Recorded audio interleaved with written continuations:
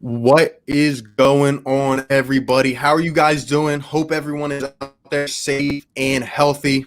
You guys already know what time it is. The weekly Friday live stream. Back again with another collab. I go by RB from Philly with RB.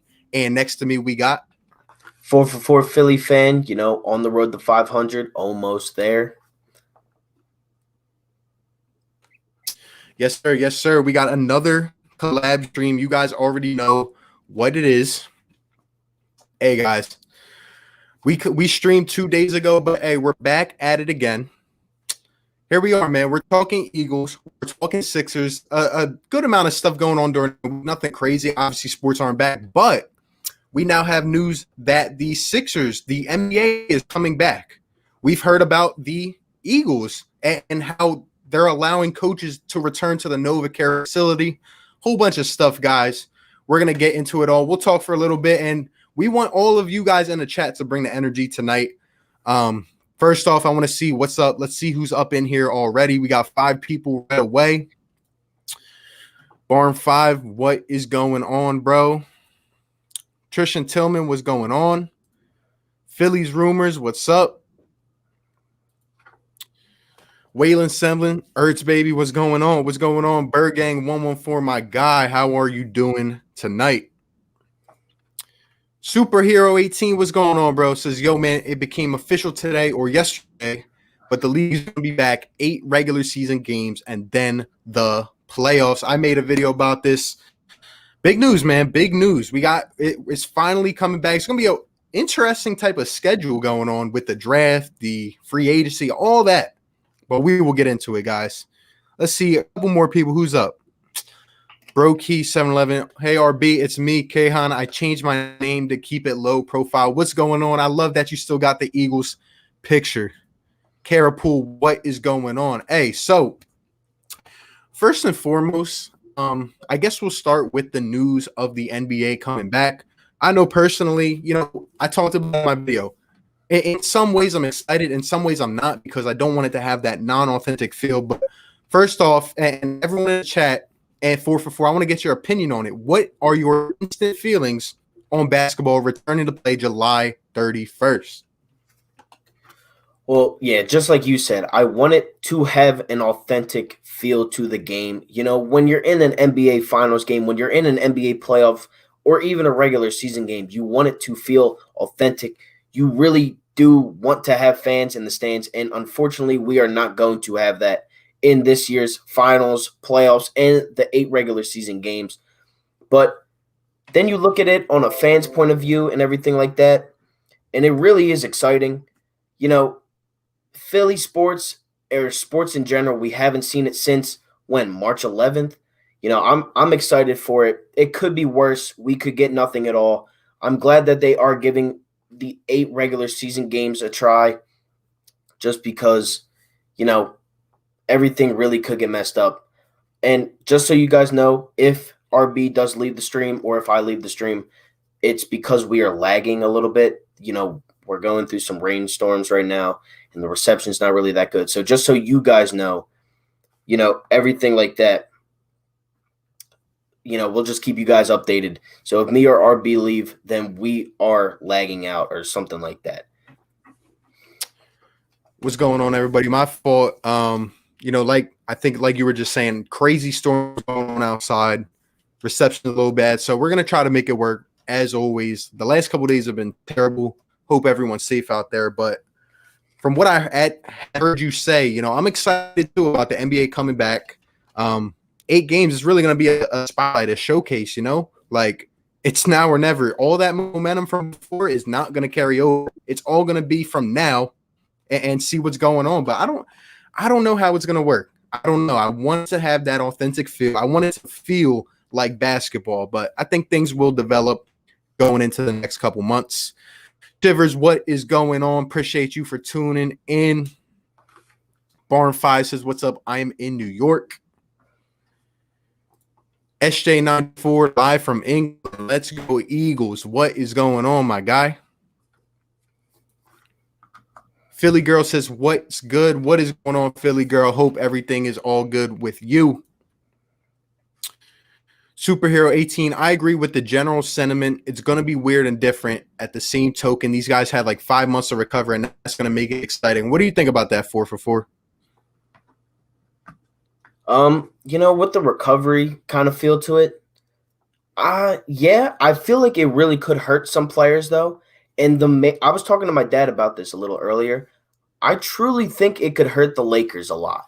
They were riding a very hot streak. LeBron was having an MVP caliber season as he usually does. But, with the whole, and I hate to really kind of put it on this, but with the Kobe thing, they were really riding it out for Kobe Bryant. And it was like, that's what the NBA was about. Everybody wanted to win for Kobe because everybody has a little piece of Kobe in them. When, Joel wore 24, DeRozan, Kawhi, they trained with Kobe. So I feel like the Lakers really wanted to get it done for Kobe Bryant. And now that, their minds might not be in the same place and they didn't really know what was happening, they were like, all right, well, is the season returning? I feel like it could hurt the Lakers a lot. And, that's just my opinion on it. I could be completely wrong, but that is my take. I do think the Lakers struggle coming back. I would probably agree with that. And I mentioned it in my video yesterday. I think there's going to be a couple sleeper teams that rise up here, especially in these 8 games, because, man, it's going to be weird. No momentum at all. It's just like everything's just coming back, and it's like it never even left. But I'm telling you, some of these guys might be rusty from not having, these facilities to work out at, from not having all the resources they are used to having, so it's going to be pretty weird. But yeah, we're going to see what happens when it comes to the Sixers. Superhero, a healthy Joel Ben in the playoffs, what the Sixers have been yearning for and what the league fears. I agree. And this team could be dangerous going into the playoffs. We could be one of those sleeper teams. But my question is, will there be an asterisk next to the team that wins the NBA Finals? Will it be like, oh, that was that year? We remember what happened. Like, that's kind of how I'm feeling at the moment. What do you think about that? Well, as a Philly fan, we really haven't gotten too many parades in, especially me and RB's lifetime. We've only been to 2.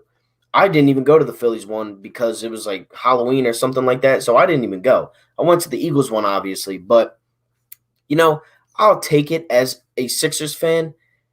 And, yes, I do think that there will forever be an asterisk to the rivals of that team. So if the Celtics win, well, we're going to say, oh, well, it was a lockout or it was a shortened season. You had all your players, you had time to rest. But it's going to go the same way. None of us want to see our rivals win. It would be the same with the Eagles and the Cowboys. You don't want to see that happen. But if it works out in our favor, I'm going to take it any way I can. But if it doesn't, it's probably going to end up being, yeah, well, you won that way. But that's just my take on it. I completely agree. It's going to be interesting. It's definitely going to be interesting. Philly's Rumor says, can you see both of the chats? Yes, we can. We are live on both channels right now. So be sure to like up the videos and go subscribe to both of us. But what this software does, it enables us to see both of the chats at the same time. So that's kind of how it works. Thunder hit the ground less than a mile away from my house yesterday. It's been bad weather the last couple of days. Hope everything's good with you, man. Hope everything's good. SJ94, good to hear the NovaCare Complex and Lincoln Financial Field are set to reopen with limited employees on June 8th. So in terms of this, I also saw an article relating to that yesterday, which said that even though the coaches are allowed to come back, Doug Peterson has decided that the Eagles coaching staff, a lot of them don't live in Philadelphia full-time during the year. They are not going to return, at least for a few weeks, until the players can return. So I feel a couple different ways about that.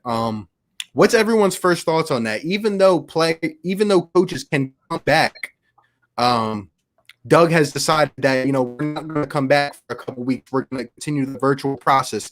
There's probably other teams that are sending everyone back to the facility. What's your first thought on that?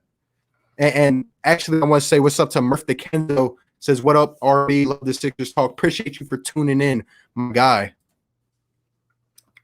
with the Novacare complex sort of thing, I would love for the players and the coaches to go back at the same time. And I didn't see the article, but I do kind of agree with Doug. If you're going to have people there, you might as well have everybody. You got to give the coaches a fair chance to see where they want to put this guy, where they want to put that guy. I kind of agree. Again, I don't know too much about it just because I didn't get to read up on it because my power was out last night and the day before. So, but I do like that Doug wants to keep it kind of a whole team thing, sort of say about like something like that. But, it's whatever. We still have 2 months before preseason even officially starts. So who knows? I'm sure they'll be back like mid-June, maybe late June. Yeah, I agree. And to me, it gives me a surge of confidence because I feel like, okay, we are the only team returning in the NFC East with the same coaching system, with the same setup and everything. So to me, it feels like Doug's like, all right, we're fine. We're going to stay at home and we're going to do our thing because we are not worried. I love that. It feels like a surge of confidence, in my opinion. I think everything will be all right for these Eagles. Looking forward to seeing Big Play Slay, Goodwin, Rager, Bradley, Wallace, and the other new boys settle in. I think a lot of these guys that we picked up, I think the Eagles roster has gotten a lot better. I think we're going to have significant impacts on this season. A lot of the guys we picked up, sneaky, but I think they're going to make us a lot better, in my opinion. You guys can let me know in the comments, 4for4. You can let me know about what you think about the additions so far. Like, where do you see the Eagles at, and what do you see us doing next as we go forward? Well, I mean, we talked about it in last week's stream. What the next move I really think we're going to do is either sign a linebacker or a veteran running back. I do see that. But, with this comment from SJ, Big Play Slay, I said it last week. Like my bold take for him coming to Philadelphia, being that lockdown cornerback that we all know he can be. I put him in the Defensive Player of the Year, conversation. I really had him there. Goodwin, good depth piece for Deshaun Jackson type of player. Rager, Bradley, and Wallace. Now, those three guys, I'm expecting big things from Rager, obviously first-round pick. Wallace, I love Wallace. Kevon Wallace is probably my favorite player out of this year's draft class that the Eagles obviously took. And Bradley, I don't know too much about him, but he is a Temple kid. So, I'm loving that the younger guys. That's my take on it. Yeah, I agree with you. Apparently my screen's lagging a little bit, so I'm gonna try to fix this, but go ahead and interact with the chat a little bit. Murph, what's going on? I'll leave you on that comment. I'll be right back. Gotcha. So Bergang, I don't know too much. I don't know too much about the coaching staff, and that is one thing that I do want to really pay attention to this year is my thoughts on the wide receiver coach. Again, don't know too much about him, but if he can, work his magic, if we can get into the new players, the new system, and if it can work, then I think the Eagles will do fine. Again, I really do believe that it's going to be a lot on Carson and Doug. No matter what the coaches do, it's going to really be on those two guys. Doug as the head coach, we saw him last year kind of struggle a little bit without Frank Reich. But, in the end, we still made the playoffs with a bunch of practice squad players because of mainly Carson Wentz. I mean, you really got to think Carson's that dude. He's our franchise quarterback. We paid him like a franchise quarterback. He's the 10th highest paid player in sports. I don't know if you guys saw that, but it was like Forbes or something like that. Put it out. I'm liking it. But again, I don't think I can click on the comments, but I'll read them wherever we're at. So I'll read them and then I'll interact. So Connor Murphy says, if Ben Simmons develops a jump shot and can shoot more, no doubt he will be a special player to watch. Here's the thing. Ben Simmons is already a special player. If this kid develops a jump shot, he's only, 23 years old? If Ben can develop a jump shot, the Sixers really and could end up having two top 10 players, maybe two top 7 players in the league. I think if Ben takes his next step, and that is, putting up a jump shot every now and then instead of just maybe once a game, maybe once against the Cavs, once against the Knicks, and he's really putting up big numbers, from the field. If he's shooting like 40, maybe not 40, like 32% from three next season, if he decides to shoot them, I really think that Ben could has a chance to win Most Improved Player along with MVP in the same season if he can really put together a jump shot. You got to think Ben Simmons is averaging 16 points, 8 rebounds, 8 assists per game now without a jump shot, without even attempting a jump shot. Imagine if he's putting it up. Well, now you're going to have players up on him more, and he's going to easily just drive to the paint. Superhero 18 says, asterisk or no asterisk, I've been wanting a 76ers parade forever. Again, I agree. A 76ers parade would be a dream come true for me. What's going on, bro? All right. So I was talking about Connor Murphy's comment, and he said if Ben Simmons develops a jump shot and can shoot more, no doubt he will be a special player to watch. Basically what I said, and I summed it up, I really said Ben's already a special player. If you can if Ben attempts a couple jump shots a game, now you have a chance to have a player win Most Improved Player and MVP in the same season, just with him shooting a couple times, even if it goes in or it doesn't. Yeah, I agree with you. I think Ben is destined for a great career, and I hope it's throughout the entirety with the Sixers.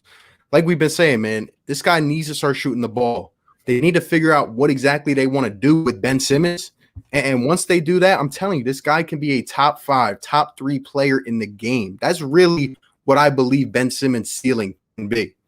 But that's just my opinion on it. They really got to get him on that jump shot. It's just too long in the making now. Yeah, it's gotten a little ridiculous. And I apologize, guys. I'm trying to get this internet right and everything. It's pretty crappy outside right now, so we're gonna see what happens. But Superhero says, asterisk or no asterisk, I've been wanting a Sixers parade forever. I agree, man. That's the one I need. Thoughts on hiring Marty Morningweg as senior offensive consultant and Rick Scarangello as senior offensive assistant? I'll go first on this one. I think Marty Morningweg, obviously he was here, with Andy. I wasn't the biggest fan of Marty Morningweg, but obviously bringing him back, I'm okay with it. But in my opinion, it's just like, what's everybody going to do? I feel like we have all these offensive guys on the staff, but really, like, what are their titles? And for Rich Scarangello, I'm excited to see what he's able to do in terms of helping Carson develop more, putting him in more rollout style plays, because to me, that's when I believe Carson Wentz is at his best. Some people want to develop Carson into that, pocket passer quarterback. That's not me. I understand, letting him roll out leaves Carson, prone to more injury type plays. But overall, you just got to be smarter. You got to throw the ball away. You got to slide. But Carson Wentz, when he's dunking and diving everyone, coming out of these big piles, rolling out and hitting guys, especially now with this vertical speed that we have on the Eagles, I think it's gold, man. Like, I want Carson Wentz to be that kind of guy who can move around and throw the ball deep. That's just my opinion on it, though.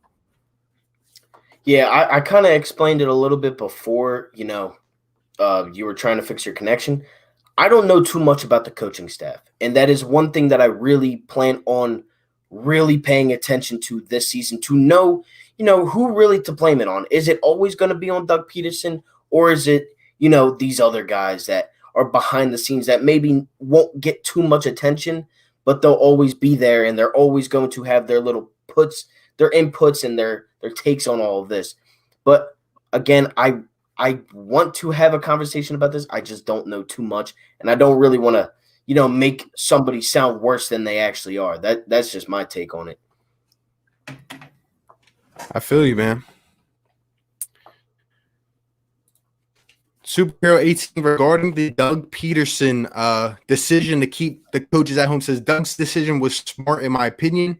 It limits the travel, it keeps the guys safe, and they'll gather back when the players are allowed back. I think that is a good point.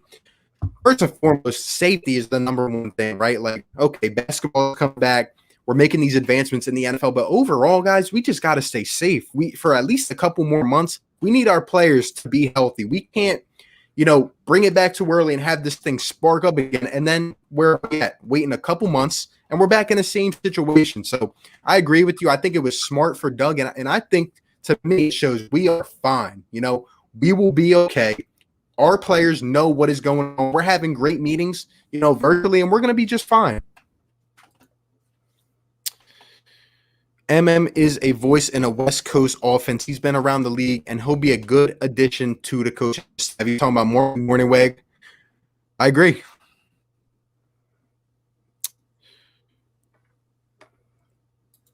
Bergang 114 says, don't forget we got Javon Hargrave. To me, one of the best signings of the offseason. I think the D-line is going to be insane. I think our defense is overall being slept on. But in terms of our D-line, even what we, already had before, right? Like I literally have a list here of the running backs that the Eagles are scheduled to play in 2020. The number one running backs, none of these guys really scare me like that. None of them really give me that big threat outside of maybe one, but the Eagles' defensive line is always strong. We always value the trenches. Now we add Javon Hargrave next to Fletcher Cox. We got some of these guys coming off as depth pieces. We got Malik Jackson.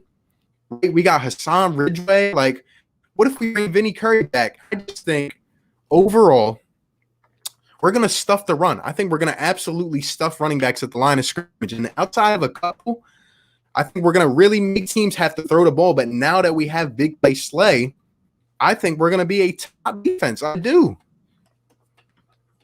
Yeah, I honestly believe that Javon Hargrave might be one of the most untalked about, pickups in this entire offseason. Nobody's saying a word about this guy. Even from an Eagles fan perspective, we're really not talking about him like that.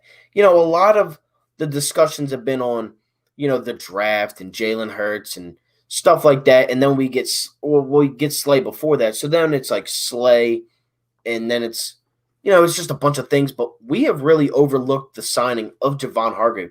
And I'm pretty sure that was the first signing that we made. For like 3 years, $39 million, that could really turn out to be a very good signing. I agree with you with saying we really could be a top 5, if not top 3, or the best defensive line in the NFL this season. That's how, I'm excited for the D-line especially. I agree, man. And like just looking at some of these running backs here that the Eagles are scheduled to go up against. Ezekiel Elliott, striking as a guy, obviously, in our division, and Saquon Barkley as well. Of course, those guys are going to get their yards, but overall, the Eagles D-line can handle some of these other guys for sure. Like, who? James Conner, Carlos Hyde, Alvin Kamara. I don't see us really having too much trouble with these guys. I think, we're going to have to force these other quarterbacks to beat us. Now, whether they can or not, that's the question.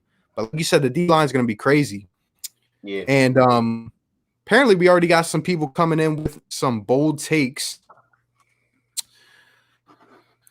Before we do that, I see Philly Fresh is in here. Appreciate the super chat, my guy. Everyone go sub up Philly Fresh. He's on his way to 1K sub. That's my dude. He says, that Ben has the chance to be MVP if he shoots. I could not agree more. Ben Simmons is a future MVP player in this league, and we just need that coach. We need someone, whether it's an assistant, someone, it's got to get it out of them, Someone, it doesn't matter, Ben, if you're shooting 20%, if you're shooting 30%, just start shooting. That is the biggest concern. Like, you really got to get out of your comfort zone, Ben. You can do so much on the floor. You can do so much. You're now a top defensive player. It doesn't matter if people are sleeping on your defense. You can do so much, Ben. You got to shoot the ball. Appreciate the super chat, my guy. Yeah, I love Ben. I mean, it's Ben Simmons. And, people really do talk a lot of smack on Ben, saying that, he'll never shoot. He'll never do this. He'll never do that. Well, look at the things that he does do. He passes better than Jason Tatum. Guys compare him to Tatum all the time. He rebounds better than Jason Tatum as a point guard. He is a better defender than Jason Tatum. The only thing that he doesn't do better than Tatum is score the ball. And why does Ben need to score every single point if you have a big man like Joel Embiid going up against a guy like Daniel Tice and his Cantor? Guys that he can just bully around in the paint. I don't understand why it's even that big of a deal to players that are saying, well, Ben doesn't shoot. Yes, if he shoots, it changes the way the Sixers play. It changes the way of Ben's game. I want him to shoot. But we really do talk a lot of smack on Ben Simmons, and I'm also accountable to that. But, it's whatever. But I do agree with you, Philly Fresh. If he shoots, MVP, 100%. One day. I agree with you, man. I want to say what's up to BPY. What is going on, my guy? Been checking out your content. I like it. What's going on, bro?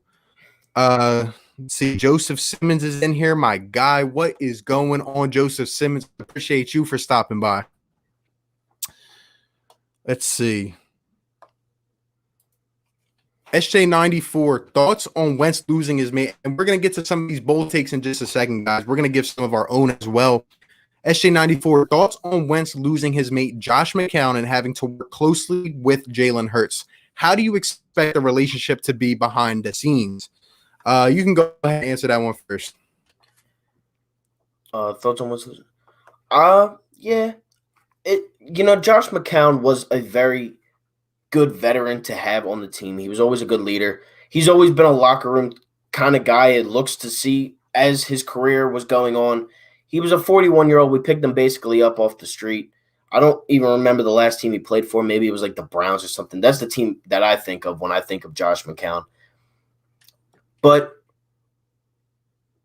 Jalen Hurts, he's not a bad quarterback. And Wentz can teach him things. But Wentz can teach him things because he's Carson. Like, I don't think that Jalen Hurts, he'll be underneath Carson's wing because Carson is the franchise back or the franchise quarterback, and he's our guy. But I really don't think, to me personally, I think Jalen Hurts is a future trade piece. I think he's a future way to move up in a draft sort of thing. I can definitely see us trading him away as early as this offseason. I can see it. If he gets some run later on in the season, who knows? But I think the relationship is going to be fine. It's going to be just like Carson and McCown, but with younger players. And Hurts has more to prove because he's unproven. He's not a backup. He's not a starter. He's just a guy that just got drafted.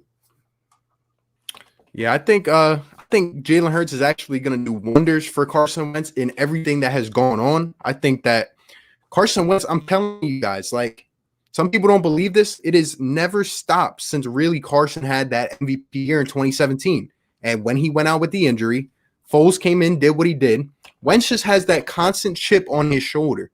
Wentz is every time, like, it was finally a little bit of relief when Nick Foles went just because there weren't those fans like, oh, now let's put Nick Foles in. He went, even there were some people saying like, yo, we should have kept Nick Foles. But now Jalen Hurts is up and coming. Like I said, guys, Howie knows that Carson Wentz can win games.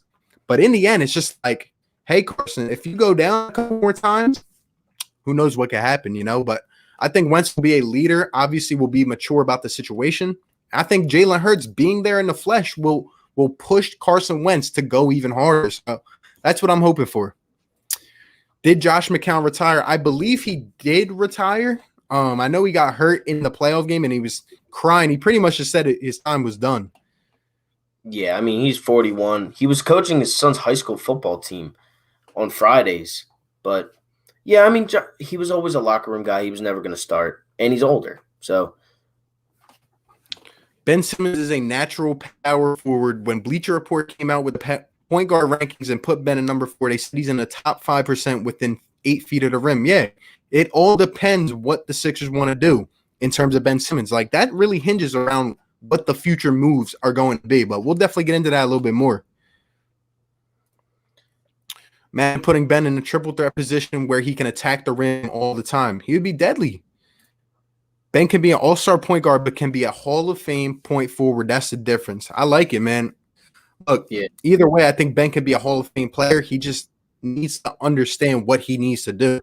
That's what it comes down to. Yeah, I love that. But yeah, point forward, just like kind of like a LeBron role. He's just got to shoot. If he shoots, it opens up the game. King James III, what is going on, my guy? Rhaegar will be dangerous as hell on those rollouts. I agree. I'm telling you, let Carson open up the field. We saw, down the stretch, as these guys were dropping like flies, they started to give Carson Wentz a little bit more freedom. They started to say, "Here, Carson, take the ball, do what you got to do." And I don't know why. Sometimes I feel like this offense is stagnant and they just keep everything short. But I'm telling you, with Rick Scarangello, they got to launch the ball. Like, they cannot limit Carson to what he is able to do. D-Jax on the outside, Rhaegar, Greg Ward in the slot, all these guys that can really open up the field. And even if they play back on these guys, we have Dallas Goedert and Zach Ertz across the middle. We have Miles Sanders and Boston Scott out of the backfield. We can play 2 tight end personnel. We can put both of the backs up at the same time. Like, there's so much we can do. Rick Bennett, what is going on, my guy? Appreciate you for stopping by. At this point, guys, comment some hot takes down in the chat. We're going to get right into some of these. We're just going to read them off. SJ94, hot take, Wentz to improve on the ball security and become MVP. Also, Rhaegar being real good from the get-go for our Eagles. Absolutely love it.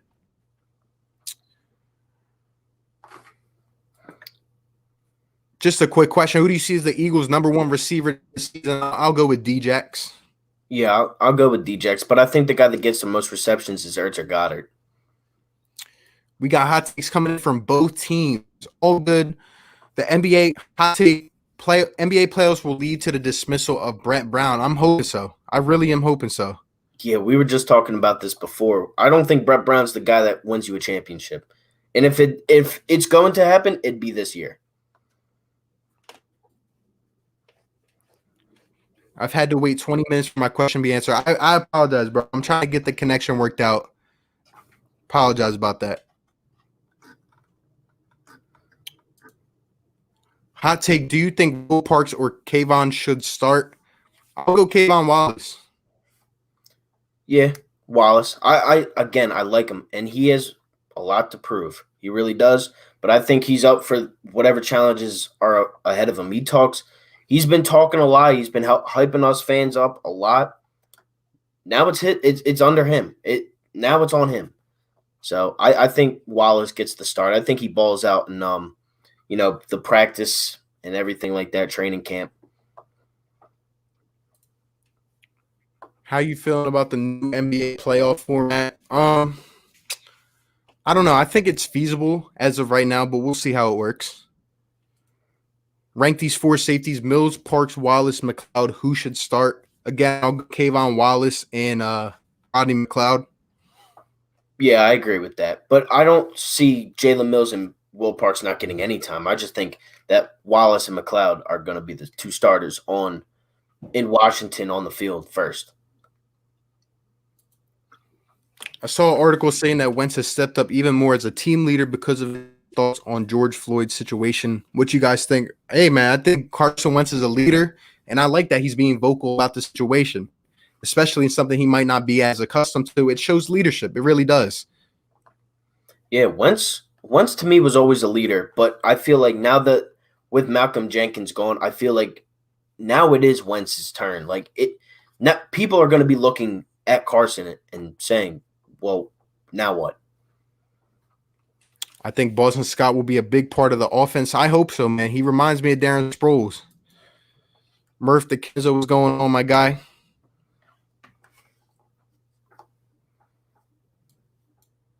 Rodney McLeod does lead the team currently in interceptions, and I'm telling you, I think our takeaways are going to take a big notch up this year. I really do. So do I. Hurts is a gadget player. Yeah, he's a gadget player. I think he'll be in a few type of packages like that. But overall, in my opinion, and I haven't heard a lot of people talk about this, I don't think they want Jalen Hurts to get hurt because say something happens. That's kind of what we drafted him in essence. He has to be healthy. If we're having him roll out and try to do, some type of trick play or a wildcat or something, we can't have him going down. Let's see.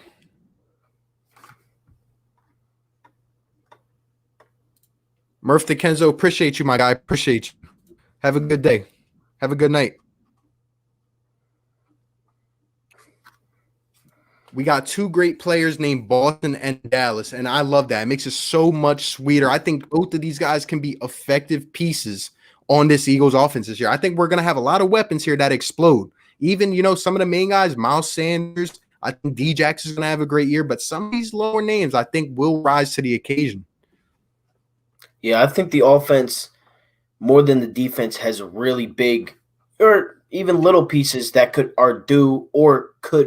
just explode out of nowhere this season. That's how I look at it. I really wonder who they are going to double team this year. So many people to try to guard. I agree. We have so much speed outside, and then, like I said, underneath, look at the weapons we have. This is really the time for Carson Wentz to step up and say, now is the time. If he stays healthy, 16 games, there's no saying what the Eagles can do, especially with how the defense has improved as well. Yeah, and you can go with that on the offensive side or the defensive side. Who is the opponent's offensive line going to double team? Is it going to be Fletch? Is it going to be Hargrave? Is it going to be it could be anybody on that defensive line. They're probably going to double team D-Jax. I probably would too. I mean, we are going to be able to take the top off the defense. That's really, as you saw last season, especially down the stretch, guys were decimated. That's what we could not do. I felt like it was just such a slow-paced offense. We're moving 2-3 yards at a time. And then as these guys started to open up more, they started to give Carson that freedom. Then we started to see what he could do. And we won those last few games, won the division. Imagine what we can do now. Obviously, DJ and Radar, but imagine some of these other guys. Imagine if Marquise Goodwin is healthy. He can take the top off of defense. Like, so many weapons out there. And I'm hoping that either JJ or Alshon steps up and becomes that kind of power receiver that we need, especially down in the red zone. We have a balanced offense here. And don't even get me started on what Miles Sanders is about to do. Yeah. Miles Sanders really could be the piece to this offense. Ertz is set to break most Eagles receptions by week 12. I could see it happening. Carson loves him. Yeah. Will Parks is from Philly, but Kayvon is dedicated to Philly. Also, it's going to be tough. I like both of them guys. I love the attitude they bring. I want these guys to play aggressive. I understand, some of these guys don't have as much experience, but if we're playing hard and we're going on every possession, I don't want to play soft this year at all. That goes for Jim Schwartz as well. We need to get up, press coverage, and guard our men. And I think big play will take care of a lot of that. Yeah, during free agency, I made a video on Will Parks. Now it's between these two guys. I mean, you really can't go wrong with either one. You have a lot of depth in this defensive back, cornerback positions. I like Mills at safety, and I feel like it's where he should have always been. He's a great box cover guy. Just don't give him a lot of open grass to cover, and he'll be good. Me personally, I've never been a huge fan on Jalen Mills. I understand not all of it is his fault, but sometimes it's just he keeps betting on that double move. And like I said, I understand he needs more help. Maybe he'll have it now.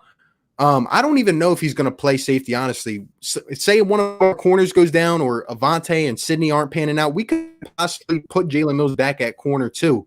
Who knows? But he's definitely a guy we can move around, see what we can do with him. And now we have other options to compete as well. That's been the problem the last couple of years. Jalen Mills is what we've had to revert because that's all we had.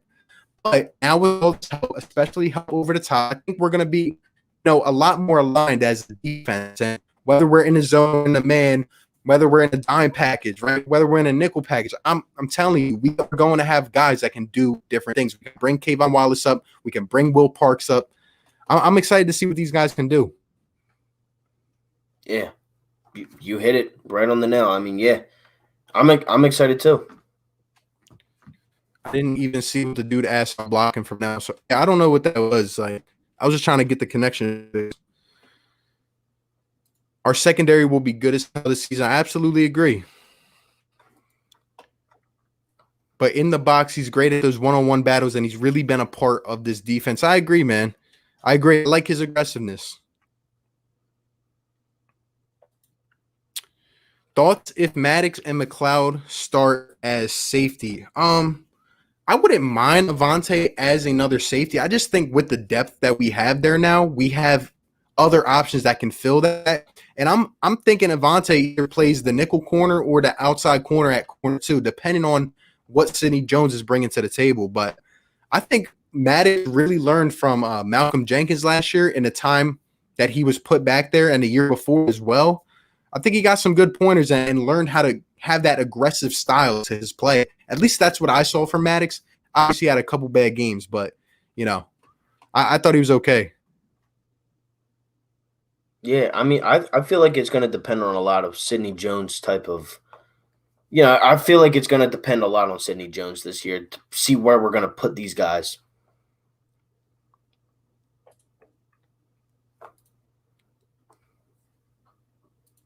Are we talking Sixers? Yes, we are. We're talking Sixers and Eagles right now.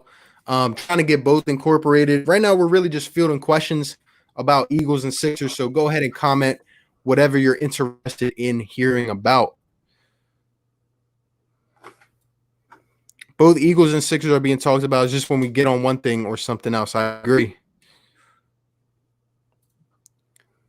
How do we stop CeeDee Lamb, or will he be a bust? I don't think he's going to be a bust. I just think that we have the options now to negate CeeDee Lamb. I think Big Play Slay is obviously going to be on Amari, and I think for the most part he'll be okay. Obviously, these corners get beat once in a while, but overall, with what we have now, and that, like I said, the help over the top with Kayvon Wallace, and if it's Rodney McLeod, a guy who has that experience, who understands kind of how to lead a defense.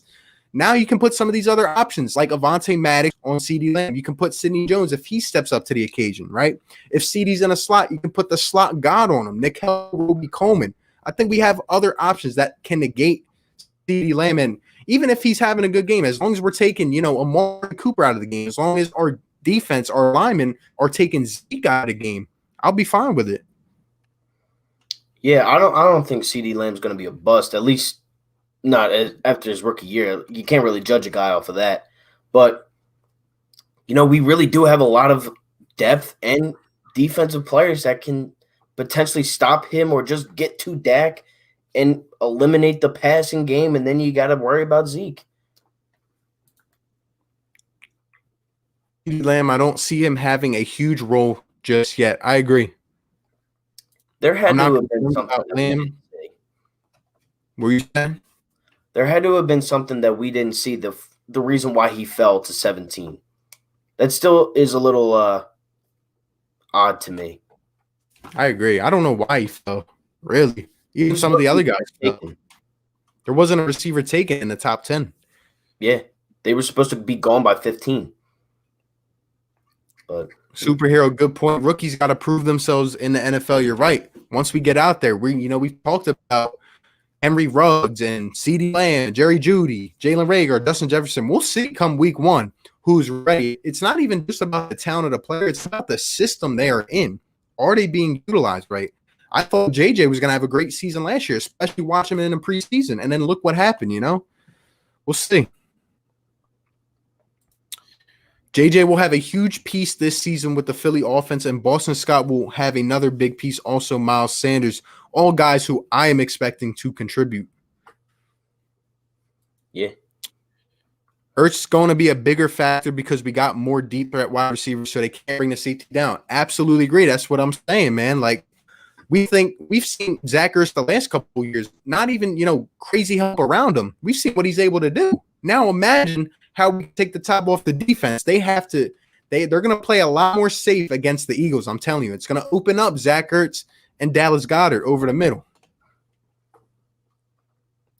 Yeah, and I see a couple of my friends that are in here. Brandon Daisy said, how about them Devils? And my boy Ty said, how you feel about the new playoff format for the NBA? Just wanted to shout them out real quick. Yes, sir. Yes, sir. We're getting all these comments, guys. Keep it coming in the chat. Keep it coming.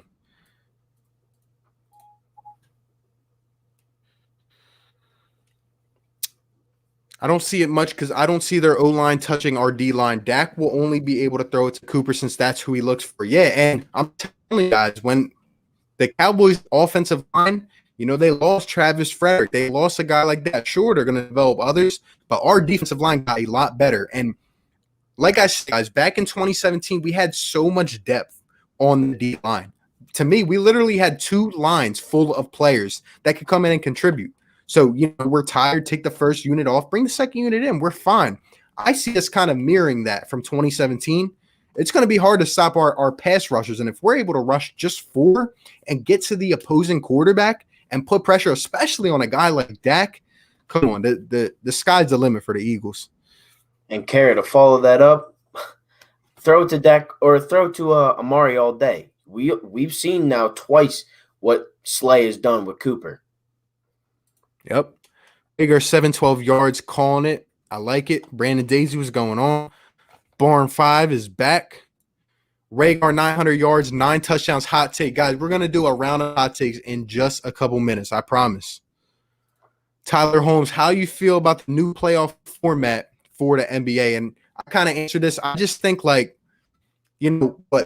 teams in the West, 9 in the East. I think it'll be okay. Then again, we have to see how these 8 games play out. And overall, I'm just telling you, I feel like there's going to be a lot of sleeper teams that might get hot right away when we come back. They could end up taking over. Just my opinion on it. Yeah, definitely. That's how I feel. 11-20 for Jack 50 Ray. I like it. Anyone else we should add a veteran pass rusher? I do. I've talked about a couple guys. I know that the Eagles and Howie Roseman like bringing back guys who know the system. 2 names that pop into my head, Vinny Curry and Tim Jernigan. Tim Jernigan, I just made a video about him. This is an opportunity we can strike on. Sure, he might not make the team. He might be old. He might be a little injury prone now. But I would take the chance. I really would. Yeah, I mean, you can't go wrong with either one of them. And I was talking about this the other day to a couple of my friends.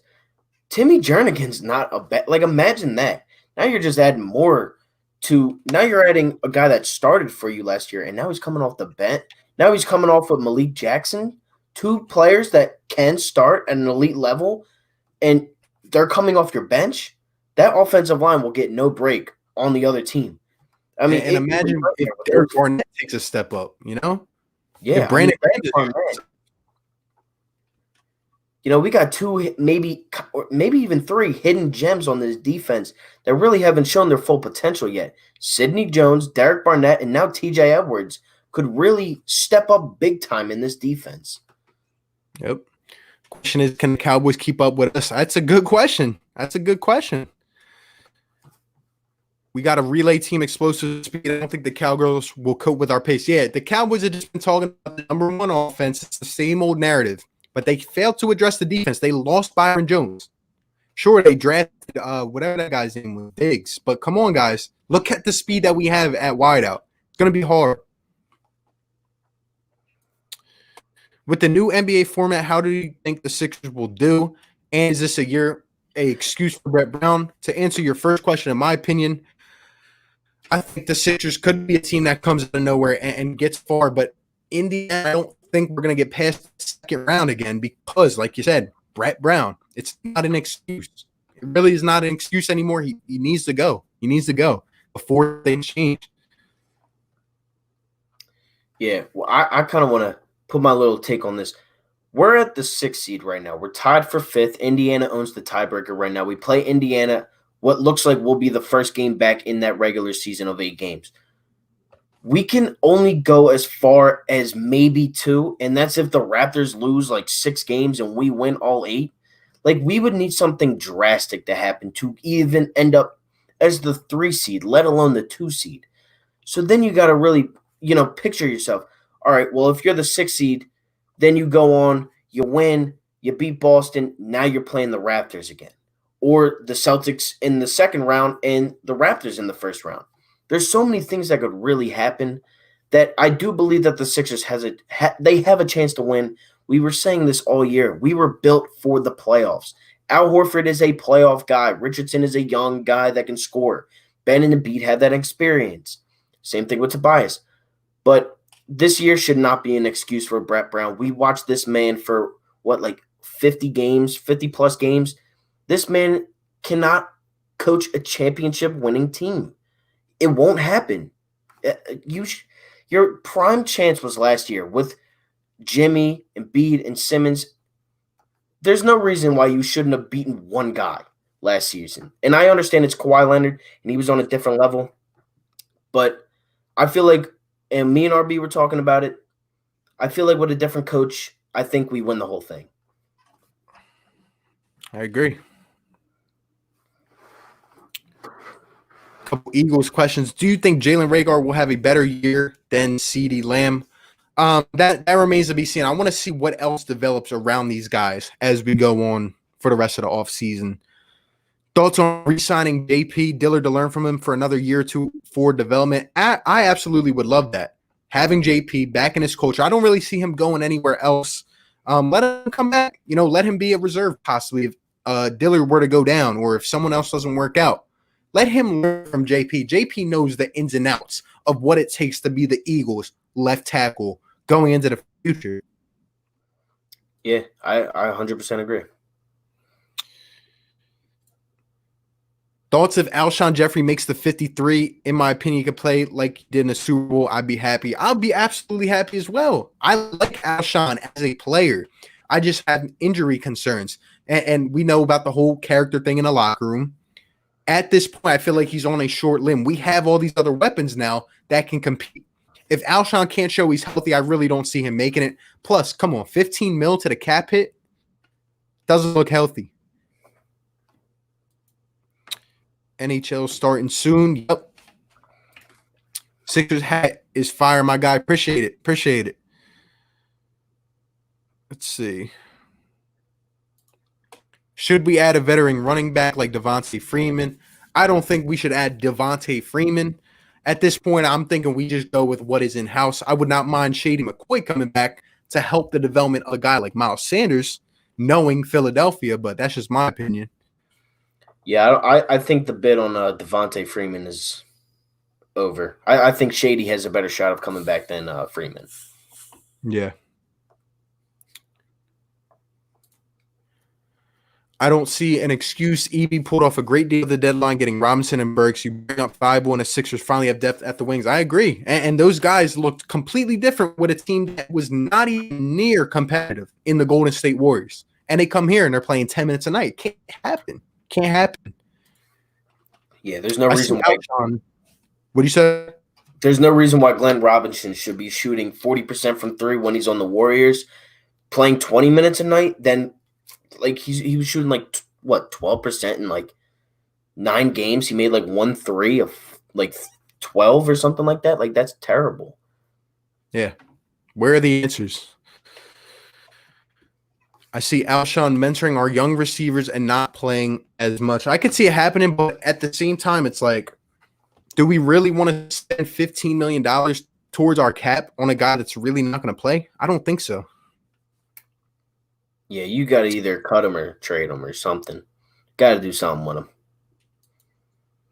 We need to re-sign JP. I don't think Dillard is ready yet. I don't think he's completely ready yet, but I'm fine with letting him go out there and compete and get used to NFL style because he's our future left tackle. Whatever way you want to look at it, he's our future guy, and he has to get these reps in, especially now with what we're expecting the Eagles to do. I want LaShawn to come back. Me too, man.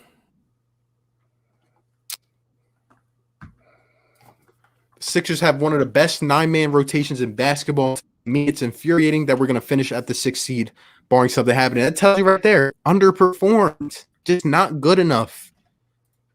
This team is not the 6th best team in the conference, at least if it meshed the way it should have. Not even close. We've been coming into the year, what are we talking about? Top team in the East, right? Finals expectations. Come on, guys. Yeah, I had them 2 or 1. Making the Eastern Conference Finals is a minimum. We're not cutting it. Darius will have less interceptions than McLeod and LeBlanc or Sidney Jones. The only way I could see that happening is if they just don't throw the ball big play plays away, just because they know his type of impact. I mean, I do see them targeting our corner too a lot more. I do see them trying to come under on us a lot because I expect us to be in different kinds of packages where we can, have a single safety because we have more leverage with Darius Slay. Yeah, I can see it. I can see it, but that means he's doing his job. That's how I look at it. Yep. Nigel Bradham, bring back or go get another linebacker. Linebacker is the biggest question right now on this team. And like you said, I'm fine with bringing a guy back that knows the Philadelphia culture, right? We need to load up the box. Guys, if our D-line is going to do what we expect it to do, we have to have these guys like Nigel Bradham who are going to be able to cover short routes over the middle. They're going to be going to their tight ends a lot. Opposing teams will be going to their tight ends because of the pass rush that we're about to get on some of these quarterbacks. We're going to flush them out of the pocket. We need guys like Nigel Bradham, guys who understand the position. I mean, if we're rocking in here with our linebacker one as Nathan Gary or TJ Edwards or maybe the guy from the Chargers, am I as confident? No. We need a guy, a veteran presence like this, in my opinion, that can hold it down, Yeah, I kind of want Bradham back. I was surprised that we cut him.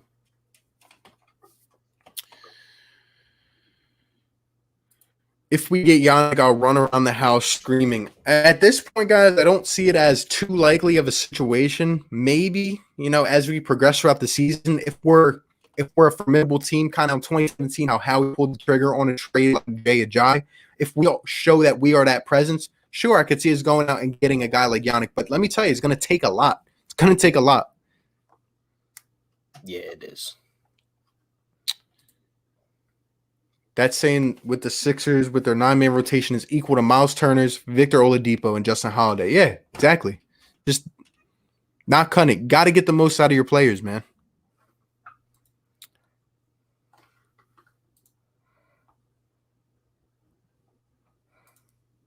Every time I go to the game, I see Jernigan gets the team going even during warm-ups. I love him as a locker room guy. He just has that. There's just those certain type of players that have that oomph about them, like that. Just that. Timmy Jernigan's a dog. Like, I love him. I love him as a locker room kind of guy and a veteran presence. Yeah, I would give him whatever he wants. Should be at least the 4 seed based on their talent. I agree. Sixers are better than Indiana. Yeah. Fire Brett Brown. I love it. I completely agree.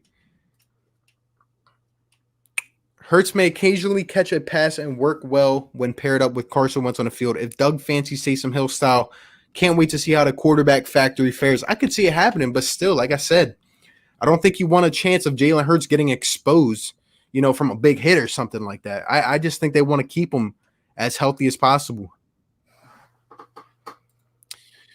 Trade Zach Ertz or no, I think Goddard is good enough replacement personally. I think Dallas Goedert could be a tight end one, on a team. But at the same time, I don't want to trade Zach Ertz. I do not. I want us to have both of these guys on a roster, healthy, ready to go. I think both of them can have a crazy impact for the Philadelphia Eagles. Yeah, I'm not trading Ertz. That's just my opinion.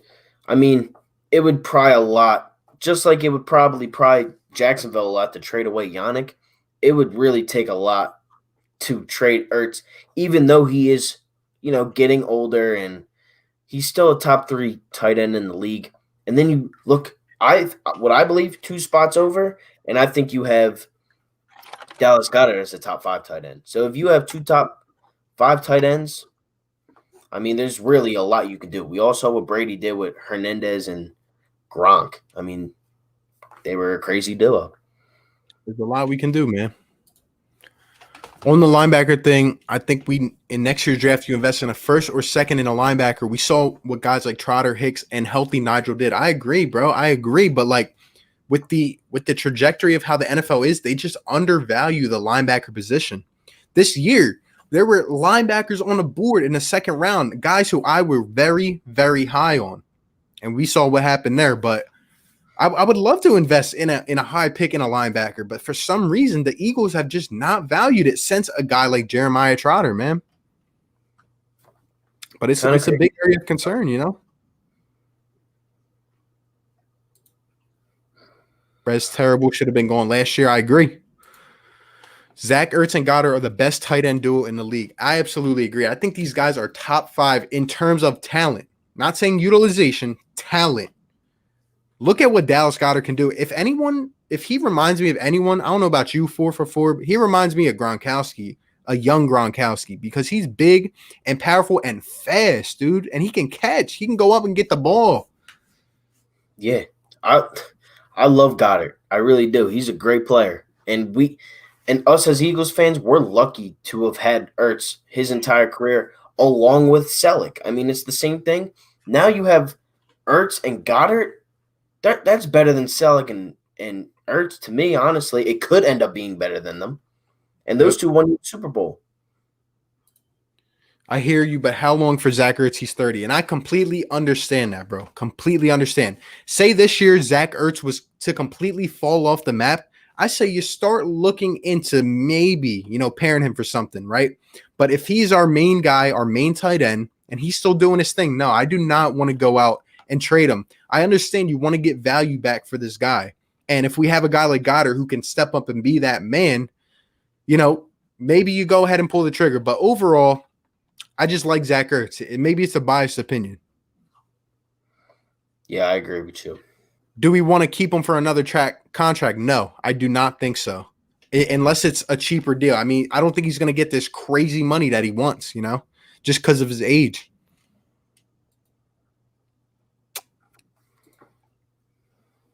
Who will win the Super Bowl in 2021? I don't even know yet, man. We got to wait a little while before I answer that. A lot of things to happen, honestly. Guys, at this point, we have 17 people still in here rocking with us. Appreciate you guys. By the way, we are live on both channels. If you have not yet, take 1 second. It takes a second. Click the like button on both channels. Help us out. Subscribe to both of us if you are not yet. I'm on the road to 2K. 4 for 4 is on the road to 500. Let's get them to 500 subs, guys. Come on. Yeah, we're 5 away. I've been refreshing over here. We've already gained 3. So, getting close. Guys, at this point, we're about to get into some hot takes. I want some fire in the chat. Who else feels like the Eagles have a lot of players poised to break out? Absolutely agree, Joseph. Absolutely agree. Do you think John Hightower and Quez Watkins make the team? Because I do. Me personally, I think one of them do, and I think the other one is a practice squad guy ready to get called up in case of an injury. Yeah, 100% agree with you. Aren't tight ends overrated, though? I'd rather have fast wide receiver. If anything, to me, I kind of think they're underrated. Like, think about a guy like Zach Ertz, Travis Kelce, George Kittle. Those guys do so much for your offense. I agree. I would love to have fast wide receivers, but guess what? The Eagles do. We have so many guys that can open up the field now, and with a guy or two that can go under like that, these are your safety nets. I kind of think they get undervalued. What do you think, though? Yeah, I mean, look, overrated. Yeah, some of them can be overrated. Like a Delaney Walker, to me, a little overrated. Jared Cook, to me, a little overrated. But you look at Ertz and you look at Goddard, now you're getting in the top 3, top 5 range, where you're not going to think Travis Kelce's overrated or George Kittle is overrated. Well, Ertz is right there. And then you think, all right, Austin Hooper, is he a little overrated? Oh, maybe. And maybe Goddard is too. But you, again, have 2 Eagles in the top 5 players at their position. And they're a position that the Eagles really do use. Ertz is about to break the all-time receptions for the Eagles, all time. And we've had guys like Mike Quick, Harold Carmichael. We've had some serviceable, solid receivers. And now a tight end's coming in, and he's about to break it. Yep. If Andy wins another one, part of me would be happy for him. Another part of me would be salty that he's enjoying the dynasty we want here in Philly. Hey, I'm always going to be happy for Andy Reid. I'm happy he finally got his. But I agree with you, man. We got to step it up. Doug and Andy, both Super Bowl champs. No way would I trade Ertz. He's our most reliable person on the team. He played through broken ribs. I agree, man. Zach Ertz is tough. People talk about this whole thing about yards after catch. I don't care. Zach Ertz is a sure hands kind of guy. I mean, just my opinion, but he's so consistent. So consistent. Yeah, he is. I mean, it's kind of like trading Ben. Like, would you do it? I wouldn't. Yep. I want Ertz to retire as an Eagle. Me too. All right, guys. Now we're going to get into some fire takes. All right. I need everyone to comment. We got 23 people in here right now. Guys, bring the energy. Give me some fire takes. Go out of your comfort zone a little bit. Give me something bold. Tell me what's going to happen with someone, Sixers, Eagles. Give me something that's going to break out this season and go crazy. 4 for 4. You can go first. I'll go second. Then we'll read some of these in the chat. I'm going to go Sixers take first.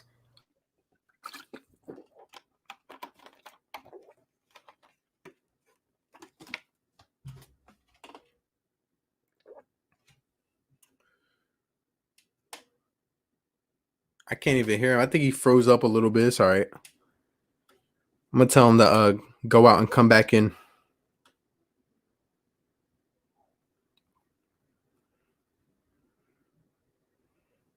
Okay. Guys, apparently his power just went out.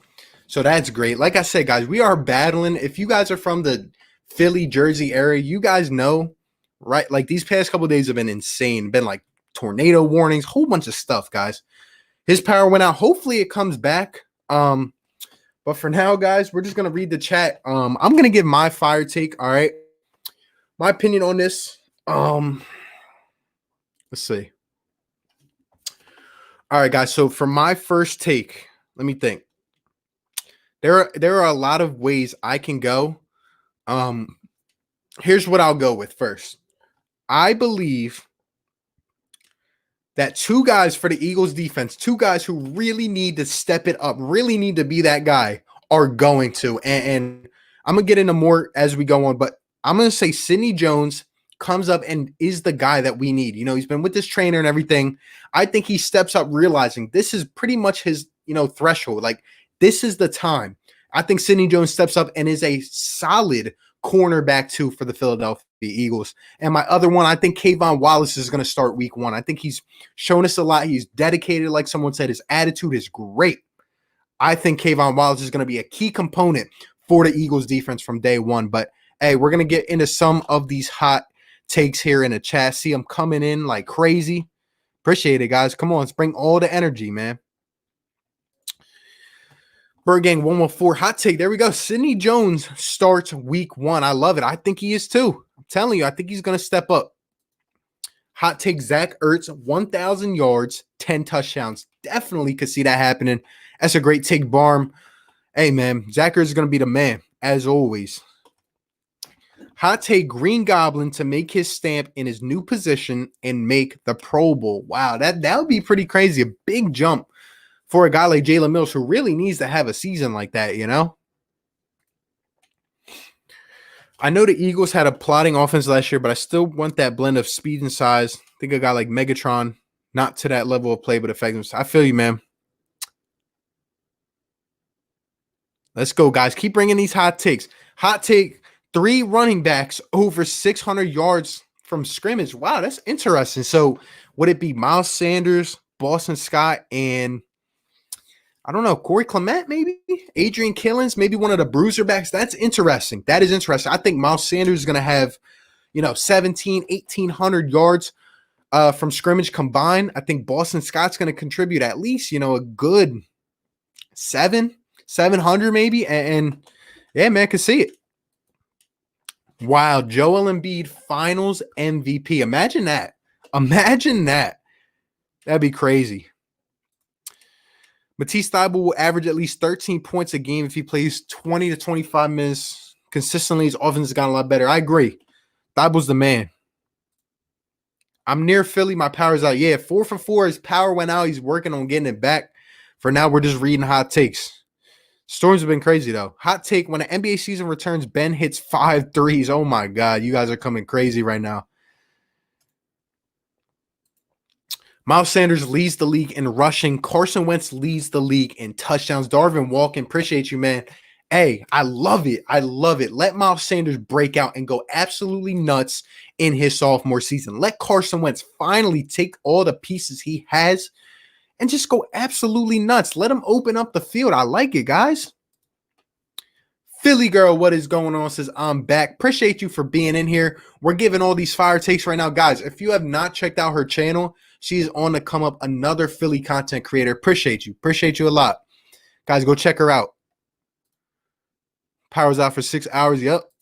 Fletcher Cox, defensive player of the year. I like it. I like it. Could he step up? I think with all the guys that are going to garner attention, on the defensive line, sure, why not? Let Cox step up, have one of them, 12, 13 sacks type of years. I like it. Jalen Hurts to prove all the doubters wrong and be a big part of the future. Philly. Well, I don't want to speculate how you are meaning that, but I'll take it. I like it. Highlight King. I think TJ Edwards needs a breakout season. Let me tell you guys, whether that's a hot take or not, I like it. We need one of these linebackers. Gary, even the guy we got, Duke Riley, right? TJ Edwards, one of these guys. And I thought that video about PFF had said TJ Edwards had a low-key good year and he could step up. Guys, I like it. TJ Edwards breakout season. Bring the highs. Keep them coming. Hot take, Rasul Douglas to safety. Wow. I mean, at this point, I've kind of given up, on a guy like Rasul Douglas. But, hey, I'm not opposed to it. Let the guy's got to get comfortable. He can play zone, but he cannot play a lick of man defense, all right? Jalen Reagor, 12 touchdowns, 1,000-plus yards. Guys, if he does that, this offense is going to go absolutely nuts. This offense is going to go absolutely nuts. Starting linebackers, TJ Edwards, Davion Taylor, and Sean Bradley. So you think both of the guys that we drafted end up being solid pieces for us. I like it, Waylon. I like it, my guy. Guys are bringing the hot takes right now. NFC with a 13-3 record. Imagine that against all these solid opponents that we have lined up on a schedule. I mean, you could write in Carson Wentz as the MVP at that point. Come on. Oh, the next comment. Look, Highlight King. Carson's going to be league MVP. Look, I'm telling you guys, he's poised for that breakout season like he had in 2017. He's going to shut all the haters up, and I cannot wait. I'm going to be back here licking my fingers, man. I'm going to be living good. The Cowboys fans, they're going to be mad on these videos. If Ben hits 5 threes in a single game or 8 games, one is a little reasonable. The other would blow our mind. Absolutely agree, bro. Philly girl, appreciate you. Appreciate you, Philly girl. Appreciate you always tuning in, showing love. Like I said, guys, she's on the come up. Definitely show her up some love. Big Play Slay wins Defensive Player of the Year. Guys, I'm not opposed to it. I love it. If they're throwing a ball his way, he's going to be picking off some of these quarterbacks. Look at the teams we're playing. Some of these guys do not bode well under pressure. Darius Slay, he's poised for one, man. Come on. How find her channel? Philly girl, if you are in here still, drop your link in the chat, all right? And guys, go sub her up, come back, like up the video if you have not yet. I think we're up to like 30-something likes. You guys are showing love. Appreciate all of you guys. Getting back on now, everyone. I'm sorry. I guess that's 4 for 4. Yeah, he's coming back on.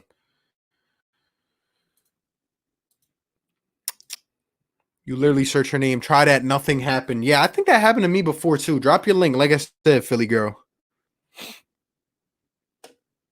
4 for 4. Getting back on. Appreciate you, my guy. New Australian boy, Matt Leo, to be a Week 10 starter. I like it, man. That's a good one. That's a good one. Coming out of nowhere with that. I'm liking it, yo. I'm really liking it.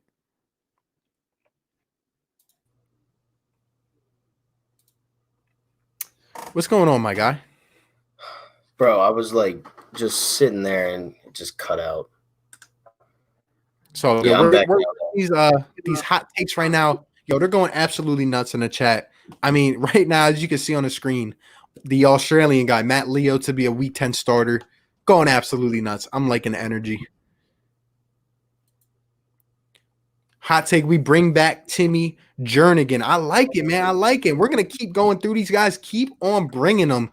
My hot take, my first one, I kind of started off a little bit slow. I said Sidney Jones will be a formidable starter for the Eagles Week 1, and that Kayvon Wallace will beat out the safety battle and beat a tough safety from week 1 for the Eagles. You got anything? So what I was saying before with the Sixers, I was kind of talking about like just where we're going to end up and where this, where that. I think Ben Simmons, when he comes back, because he's now obviously coming back, I think the duo I think Ben Simmons is going to average like close to 25 points in this playoff run. And I think, and again, this is a bold prediction, I think we do still make the NBA Finals, and we'll see what happens from there. That is a very bold take on my part. I will say that, especially with Brett Brown. I like it. All the confidence right now. These people are coming crazy. I love it. Also, just want to say thank you all. We did hit 500 subscribers. I don't know if you can see that, but we just hit it. So thank you all for that. Yes, sir. What'd you start the night with? Like 490? Yeah, 492. Yes, sir. Appreciate you guys showing them some love. There we go.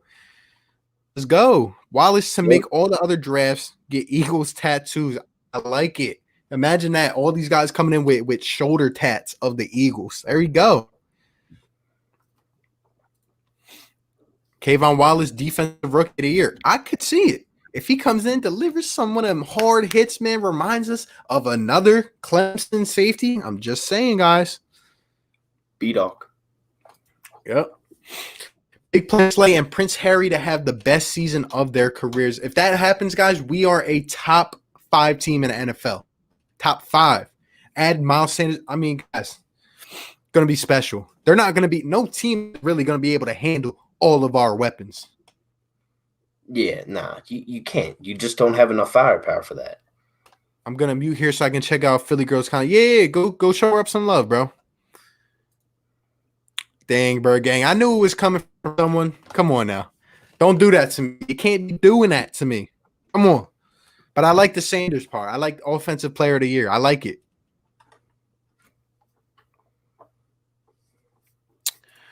So the Cowboys fans are saying Byron is overrated. Now, of course they are, guys. It fits right into the narrative. It fits right into their little narrative. Guys, by the way, just on a side note, remember the video I made about Andy Dalton and the Cowboys? All I'm going to say, if there's any Cowboys fans on here, tick-tock, tick-tock. The clock is ticking.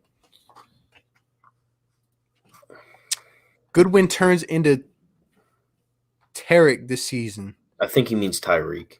Tyreek Hill? Is that who you're talking about? Woo! That is crazy. If that happens. Kevin Cronin, what is going on, bro? Appreciate you coming in. What up, Philly? Do you do Phillies videos? I see you have a Phillies poster. Yeah, man. People have been, by the way, asking me about a Flyers poster. Just couldn't fit it in. I'm working on that. In terms of the Phillies, I'm trying to make Phillies videos, but it's like I have nothing to talk about. I started this YouTube channel like 6 months ago. When the Phillies come back, if the MLB gets this whole thing worked out, guess what? I'm going to be doing Phillies videos too. I'm excited for that. I love the Phillies, man. Barn 5 says, hi, 4 for 4. You're getting them welcomes back. Oh, my gosh, my boy, J. Rick Reed. What is going on? One of my guys, man. Even though he's a Cowboys fan, me and him are actually working together on a little bet in terms of the Eagles-Cowboys, depending on what happens November 1st. But, J. Rick, if you're listening to this, let me tell you, man, you guys are going to be delivered a beatdown on November 1st. I'm talking about a beatdown. I'm talking 20-plus points, all right? I'll bet anything on that. We bring back Curry, Bradham, and Jernigan. All the Philly guys, I'm telling you, the culture, man. I appreciate you, my guy. Imagine that. Yeah. I mean, every time. 600 Philly fan, 700 Philly fan. It's only going to go up from here. 10K Philly fan. I like it, dude. Kayvon Wallace, defensive rookie of the year. I think someone said that, but hey, I'm telling you, he's going to deliver some hard hits. He better, if he comes out and plays with that aggressive mindset, I like it. This is an underrated one right here. Dak gets into a fist fight with Jerry Jones for ripping up his contract. I think that one of the Cowboys players, maybe Zeke Elliott, will be getting into a fight with Mike McCarthy by week 3. That's one of my bold predictions, but I'm just saying. I'm feeling like a Jalen Smith. I think it's going to be somebody on that defense. Yep. Byron's been overrated since the beginning of the season. Here we go. It fits right in. But who was the one saying that you didn't want to lose him in free agency? Come on. He took a step back. Yeah, your defense took a step back. That's right. Half your team went to the Raiders. Jeff Heath, Jason Witten, Malik Collins. Yeah, I meant Tyreek Hill. Facts, Kara. Facts. Colonel Sanders to dominate this season. I don't feel sorry for other teams having to face our pace. Telling you, bro, they're not ready for it. Sanders are going to come out here, man. Week 1, he's going to have 150 all-purpose yards, 2 touchdowns. The world will not be ready. And D-Jack's over the top. I'm calling 2 touchdowns week 1. He loves burning his whole teams. J. Rick Reed says, tell the world to bet, bro. All right, so me and J. Rick, guys, are in a talk right now. Eagles and Cowboys. If the Eagles are to lose November 1st, J. Rick wants me to come on here with a Dallas Cowboys jersey. I have not agreed to it yet, but I'm thinking about mortgaging the whole house, man, because let me tell you, like I said, the Eagles are going to beat down the Dallas Cowboys on November 1st. And if the Eagles win, I will bring J. Rick on this channel, and he will be wearing a Carson Wentz jersey. Guys, let me know if I should do that. That's ballsy. It's hard to believe D-Jax is now the 4th or 5th fastest player on the team. I don't know about that. Maybe 4th. But let me tell you, don't sleep on D-Jax, all right? He still has the burners. Yeah. Isaiah Simmons is going to be the Rookie of the Year bold take. I could see it. Isaiah Simmons is going to impact the game in a lot of ways. I liked him. I really did like him. I'm surprised he fell, in that top 10. I don't know why he went 10th. I don't know why he went 10th. I don't know why the Giants didn't take him. Yeah. I mean, it's the Giant. It's Dave Gettleman, Yeah, what a goof. Andy Dalton is suffer against the Eagles. SJ, don't let him know, bro. Don't let him know. The time is ticking. That gets traded to New England. Imagine that. With Bill Belichick, crazy. Can you do Flyers vids? I heard the NHL's come back. Yeah, man, I'm going to get some Flyers vids up in here and some Phillies as well. Probably going to do all the sports, man. I'm trying to really diversify this channel, so I got you, Kevin. Appreciate you, my guy. In the future, Jason Peters and LaShawn McCoy become position coaches. For the Philadelphia Eagles, yeah. I like it. I could see it. Boston Scott is the next Darren Sproles. Couldn't agree more. He's going to be used just like Darren Sproles in those little screen plays. I mean, just those guys with the little legs that get under the defenders, man, are hard to bring down. It's crazy. Yeah, I mean, me and Boston Scott are the same height. It was the same way in high school. Crazy. Kayvon Wallace, Defensive Rookie of the Year. Yep, I like it, man. Camel Wolf says do it. Yeah, I know you want me to do it. When was the last time the Cowboys made a playoffs? Good question. How about the last time they made the NFC Championship game? All they have to go by is memory on that. Yeah, maybe only 2 or 3 people in this chat right now were alive for that. Right, and what kind of phone? Like, you couldn't record it, like, unless you had like a camcorder or something. I don't even think I was thought of the last time. And I'm 19. Yep.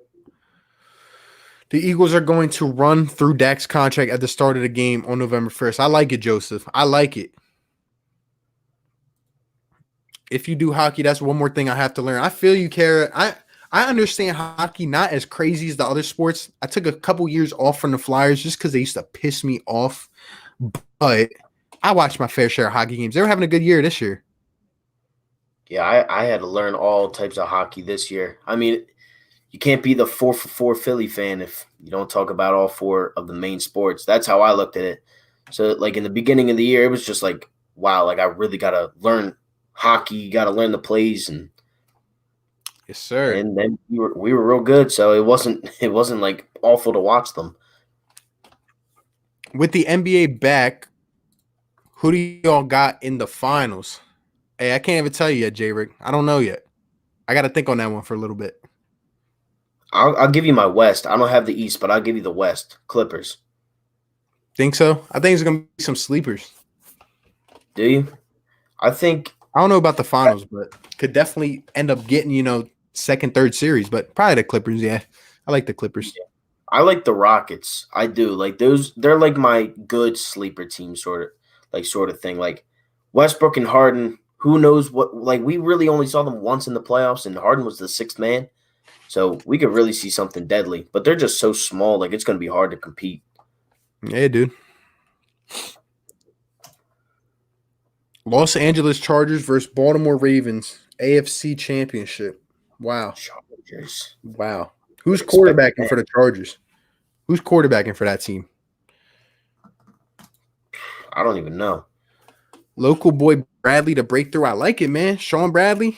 Telling you, kid plays with a chip on his shoulder. Temple product. We need someone to tackle in the open field. I can't watch any more missed tackles. That's for sure.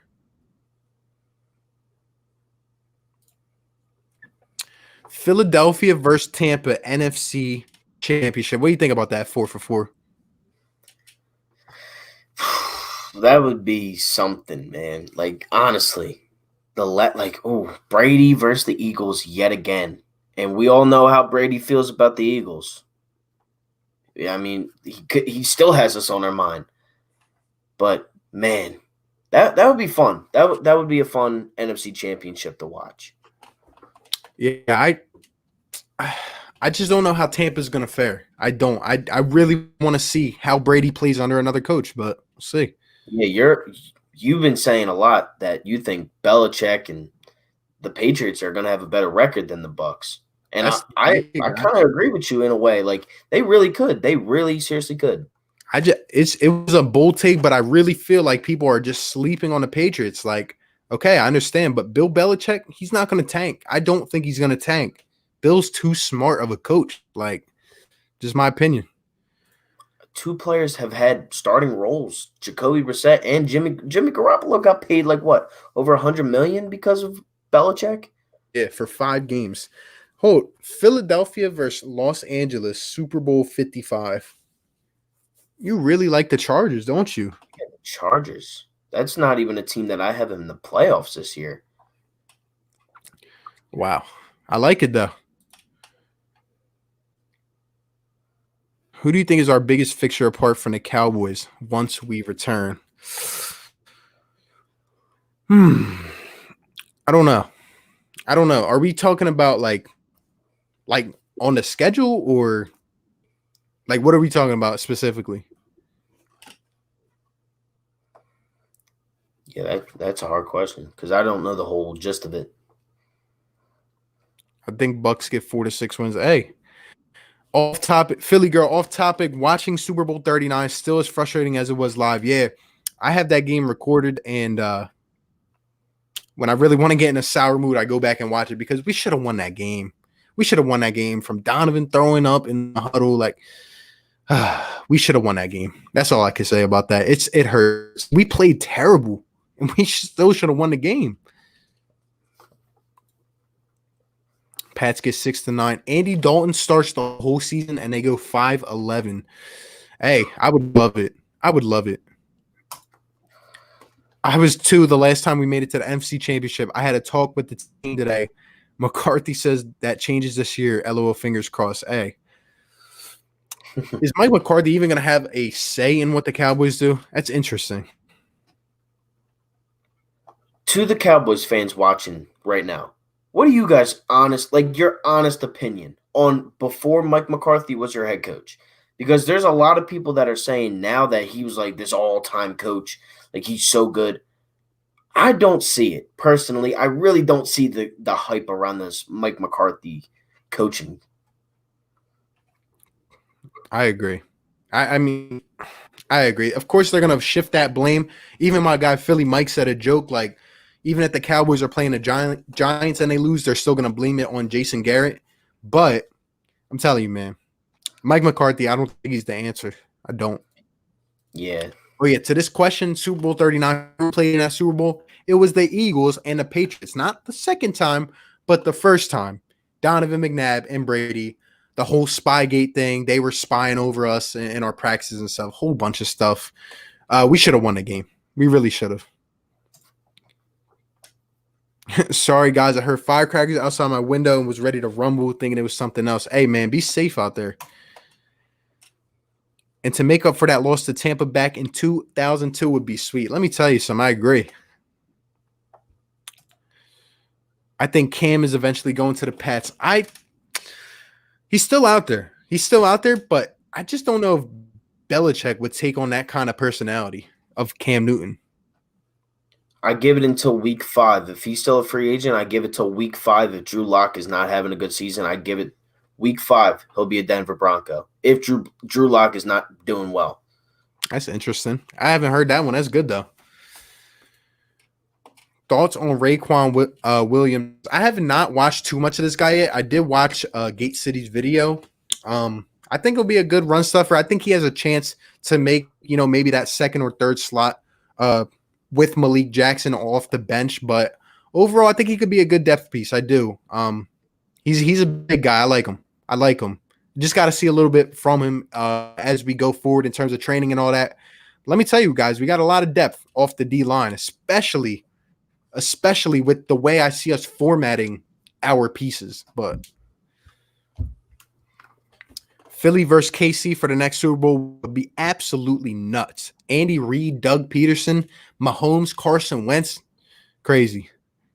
I think if that's the case, I think people then start to shift their talks on Carson. I think people will headline this ex-coach or coach versus assistant, top 2 quarterbacks in the league go off against each other in the Super Bowl. Could be. With what I'm expecting to, yeah. And if Carson goes out and wins the MVP? Rams always got to watch out for that offense. I would agree with that, but I just got a feeling the Rams are taking a step back. I don't know what the heck their plan is. I don't know. I mean, I understand why they let Gurley go, but at the same time, like they were building towards something, and this last year they kind of flopped out. But got to watch out for the game. You're right. Goat James, the troll, is back in the chat as always. Says people really think the Eagles making the Super Bowl. LMAO. Well, Goat James, I don't know who you're a fan of or what team, but you're funny, dude. You are funny. I feel like the Seahawks are going to be our biggest game other than the Cowboys. I agree. Seahawks have always had our number. Can this be the year that we finally take them down? Can Carson Wentz take down Russell Wilson? We got them coming into the link. What week is it? Let me see. It's like 3 weeks after the bye week, I believe. It's going to be an interesting game, but I think it'll be close. I think it'll be probably a cold night at the link. Probably low-scoring game. Can we step up to the occasion? If we do, that's a big win because we play Green Bay after that and the Saints. And even despite everything that's going on, I think the Saints are still going to be probably one of our toughest opponents with Baltimore. If we could win, say, 1 or maybe 2 out of those 3 games, Seattle, the Saints, and the Ravens, imagine the place we are putting ourselves in going down that last stretch. Maybe we won't even have to worry about Week 16 if we were to win some of them games, Yeah, again, what you said. The Seahawks have been our biggest opponent for now, 3 years? Since Carson Wentz's MVP should have been season. They beat us bad, even in Carson's MVP year. Yep. But I don't know what it is. They just always seem to beat us. That's the one team that I hate playing. And of course, we had to play them in the playoffs. Yep. And guys, I want to know from you. We're going to keep reading these comments. Appreciate everyone that's in here, by the way. 20 people. We got our guy 4 for 4 up to 500 subs. Guys, like up the stream. Show us some love. Keep bringing these fire takes. Appreciate you guys that are still in here. We're going on what are we, hour and a half? I like it, guys. I like it. And by the way, let me know in the chat. This is what I want to know. Which team, we're talking about some of the big top teams right here. Which ones are the trap games? Which ones could you see us potentially losing? I got a couple in mind, but we'll get to them. McSlab, hater for life. Go, I really don't like you. Shout out to Kara. Who do you think is the toughest opponents for us to face, excluding Cowboys? So on our schedule, which team do you think we could potentially slip up against? This is pretty much what I was just asking. Guys, which ones are the trap games? In terms of me, which is the toughest opponent, I'm just going to go with the Saints. I just feel like they are loaded and they got even better. Yeah, Saints. Saints or Ravens. Yeah.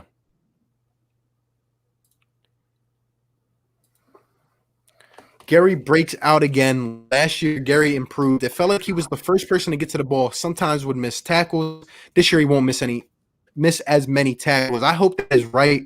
It's been years going on. I'm tired of seeing our guys miss tackles in the open field. It cannot happen. If we shore up that issue, guys, imagine what this defense is going to do. We can be a top team in takeaways. We can get to the quarterback. We can now cover these number one receivers. And with our defensive line, man, like I said, there's not many running backs who I'm really terrified of. Gary needs to step up. I think we sign a veteran linebacker, and hopefully one of these other guys like TJ Edwards, steps up as well.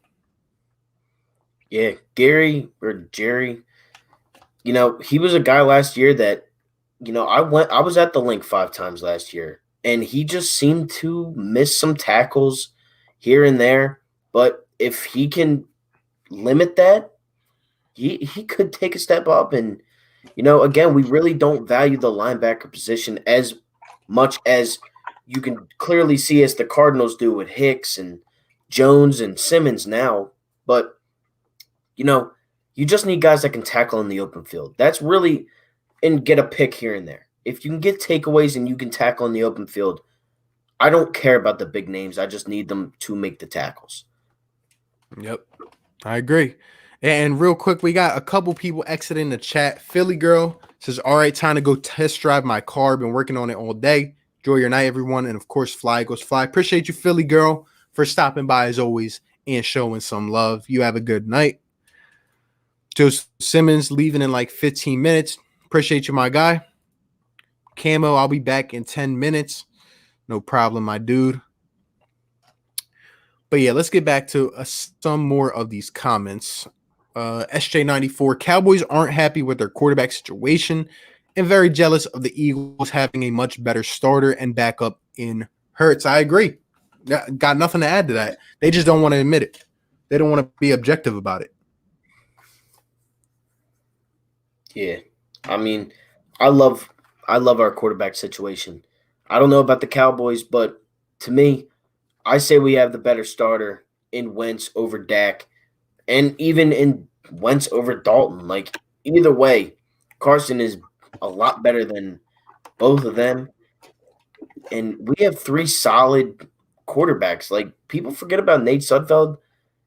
He's not a slouch, and people are saying that he could win the job over Jalen Hurts. And if he can do that, that's 3 solid quarterbacks that you now have. Yep. Cowboys are going to be at a disadvantage with their new coaches. Yeah, them and I think everyone else in the NFC East, guys. Like I said, we are the only team with the same kind of, formula coming back to action. So whether you believe it or not, it takes time to understand the philosophies of a new coach. Like, that's why, some of these quarterbacks that play with 3 different offensive coordinators in 4 years, like, you see them struggle. You see that they have to learn new concepts. It's really not the same getting a new coordinator, getting a new coach. It's a lot different. I like McCarthy better than Garrett. If I were to rate them, Garrett is at 65, McCarthy's at 80% on a scale from trash to great. That was your question. You can answer that. I don't even want to say that. If I were to rate, Garrett never did anything. I always, even for you Cowboys fans, he sucked. We all know that. McCarthy, though, here's my take on McCarthy. The man had Aaron Rodgers, Jordy Nelson, Randall Cobb. He had a great team, and they did win a Super Bowl. But why did they only go to 1? They only went to 1. It's not like they went 3 times and only won once. They went 1 time with an all-timer in Aaron Rodgers. Part of that could be on Rodgers or the defense or the offense. But you got to think, and we say this all the time as Sixers fans, there's only so much the players can do under a bad coach. So is it the coach? Are you blaming Rodgers for only making it to one? Because to me, Aaron Rodgers has been a consistently great Hall of Fame quarterback throughout his entire career. He only has one ring with Rodgers. That's my take on it. Yep. And we see how that relationship ended. The last couple years wasn't good. Exactly. Let's see. I say Chargers or Bengals take Cam to teach their young quarterbacks. Could see it. Let's see. I see Chargers more than Bengals. Who got from? It was the Colts. At least the Rams don't got Gurley. Say we beat them by 14. Yeah, man. We always had the Rams numbers. I could see us taking them down. Think we still lose to the Seahawks, but I definitely think we win to the Saints because of what happened. Hey, we'll see how that relationship continues. I mean, crazy stuff going on, guys. Yeah. Everybody stay safe out there. I don't think the Saints would do as well as they would have a week ago. Good point, Kara. Let's see. Whole bunch of people leaving to make food. Comments still coming in. Appreciate you guys. Here's the answer about the trap games, Arizona and Cleveland. I could not agree more. These are my top two, especially Arizona with that widespread offense. D-Hop, Larry Fitz, Kyler Murray. They could be sneaky good this season, guys. They could be sneaky good. Yeah, it's going to depend a lot on Kyler Murray, especially on the offensive side. But that defense is something. That linebacker core, I think it is the best in the league. Yep. Arizona, bad timing in the stadium. Cleveland is loaded. Yeah, absolutely agree. Yeah, I mean, again. How do you feel about Redskins getting Randy Moss's son? Me personally, it's just like, yeah, they got a lot of weapons on offense, but like I said, I still think they're a couple years out. But I think their defense will be highly improved, and they might give us a little trouble just because of Ron Rivera's scheme. But yeah, I think they could be better than the Giants this year just because of the coaching alone. And they did sign some pretty good players. Dwayne Haskins, I don't know about him, but they do have Terry McLaurin, who's a very good wide receiver. They obviously have that Buckeye connection, but it is the Redskins that we are talking about. Yep. Born File with a good question. I see some of the people commenting in there. Guys, comment down below. Who's your favorite Eagle on the team right now? And let me know why. 4 for 4, who's your favorite Eagle?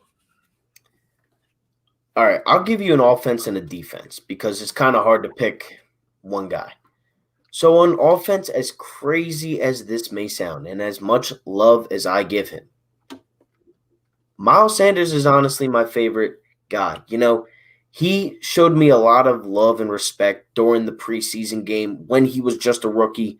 I was wearing his jersey to the first preseason game of the year, and he came over, dapped me up, signed the back of the jersey.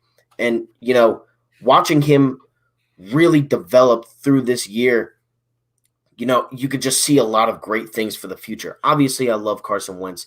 He's the franchise guy, but everybody has love for Carson if you're an Eagles fan, unless if you're still living in Nick Foles land. But, Sanders to me is just my guy. And then on the defensive side, I got to go Fletch. Again, guy that showed me a lot of love and respect through all the games I did. Well, I was wearing a Fletcher Cox jersey, and he always just showed me love and respect, always giving me high fives and stuff like that. So it's kind of like with, the aspect of showing support to the fans. That's really where I look at it. I like it, man. I like it. Before I say mine, SJ94 says, checking out from Liverpool, England. It's 2 a.m. or so here. Awesome stream again, guys. Appreciate you, SJ, for always coming in here. That's crazy, man, that you're on here at that time. A lot of love to you, bro. A lot of love. Appreciate you. And for me to get into my favorite Eagle, like 4 for 4 said, Carson Wentz is the common denominator, right? Like, we all love Carson.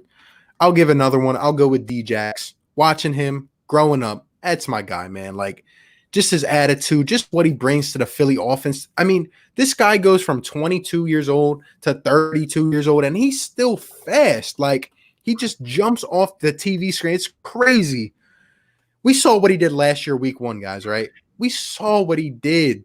And it goes, I feel like it doesn't even go talked about as much. Djax can have on the impact of a guy like Carson Wentz, and you add Miles Sanders in the backfield. Like, imagine what we can do if Djax stays healthy. I love Djax.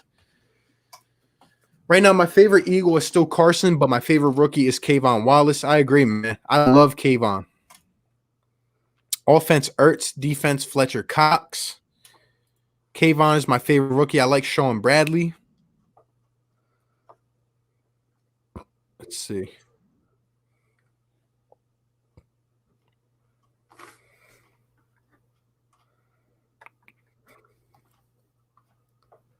Got comments coming in here about a whole bunch of different stuff, so I'm trying to pick them out. I'm trying to see if anyone else. Here we go. Zach Ertz all day. Another one. I'm most excited for Sanders. Can't wait. I like it, guys. I like it. But let's see. J. Rick Reed. I think what hurt McCarthy in Green Bay is he didn't like to spend money in free agency or get him good players. I'll agree with that. Last offseason was their first in a while spending money on good players. Yeah, they just keep disrespecting A-Rod, especially now with the draft pick and everything. But to me, I also feel like McCarthy didn't adapt to the current style of the game. Like, with what's going on, he just keeps having Aaron Rodgers throw the ball 45 times a game. Like, it's just not going to work. And Rodgers is pissed about it himself. But got some personalities over there in Dallas, you know?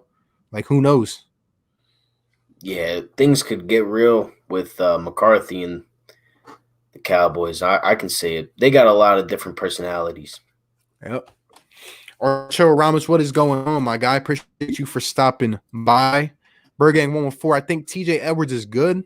He can definitely tackle, but he needs to learn how to cover better. I agree, man. It's going to come down to that. In these short yardage pass gains, are we able to stop these tight ends coming across the middle? Are we able to stop guys in the slot or maybe a wide receiver in the slant, you know? Even a running backs coming out of the backfield. We're going to have to tackle in the open field, and we're going to have to be able to cover them as well, especially when, you know, they put 4 receiver sets out.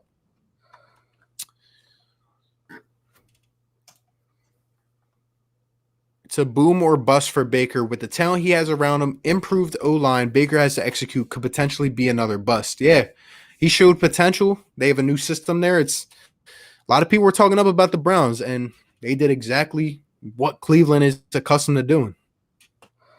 Yeah, I had a lot of high hopes for the Browns last year. I really thought they were going to turn it around. I had them making the playoffs, winning the AFC North, but clearly that didn't happen. Cox is definitely that dude who dominates on the defensive end, and a humble dude, it seems, too. Yeah, Cox is that man. Cox is that guy. Some people been talking a little bit down on him, but overall, Fletcher Cox is always a prominent defensive tackle in the league, and I'm blessed to have him as an Eagle. Yeah, he's the soft-spoken leader. You know, he's the guy that's going to show you by example instead of speaking it. Yep. Lane Johnson and Fletcher Cox. I like it. I like it. Throws some offensive line love. RB and 4for4. Just curious, how old are you guys? Me personally, I'm 20. Yeah, I'm 18. I turned 19 in 11 days. And by the way, guys, we are both on here. We're both June babies. Let us know, guys. Is anyone else a June baby in here? Who's the scariest player to you in the Eagles division? That is a good question. That is a very good question. If I had to go, who do you got? Who you got? If I can go offense and defense, I got to go.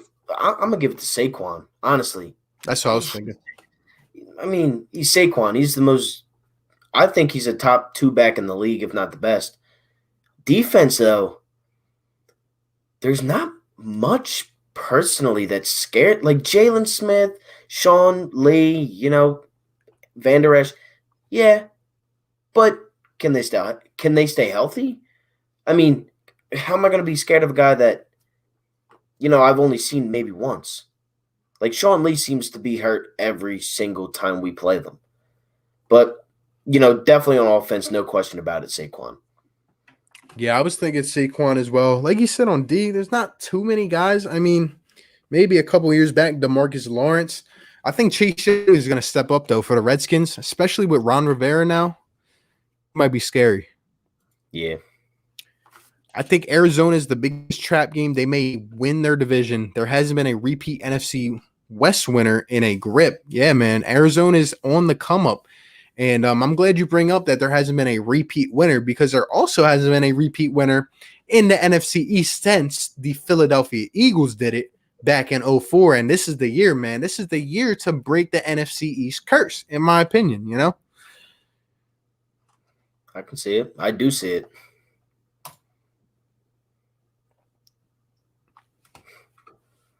"19 with that beard, LOL. I know it's got to be annoying as heck." Back, yeah. I mean, it's a little annoying. I probably cut it like every other day, every other couple days. Campbell Wolf is back. Who is your favorite Eagle? To be honest, I think the Cowboys have made a better quarterback situation because we have Dak and a veteran quarterback in Andy Dalton who made the Bengals go to the playoffs a couple seasons ago. Wentz is always hurt. I mean, you know, breaking playing a dead record here. Like, look, guys, you guys are going to have to pay an excess for Dak Prescott that we did not have to pay for Carson Wentz. I personally think Wentz is better, you know, more talented. Not by a whole lot, but I think he's more talented than Dak. And I think Dak has had a lot more to play with around him. And we saw what happened when you took Zeke away. In terms of Andy Dalton, I'm not even going to speak on that. All I can say, the guy made 5 straight playoffs, not win one of those games. That's all I can say about that. Here's my thing on Dak. He doesn't have his money.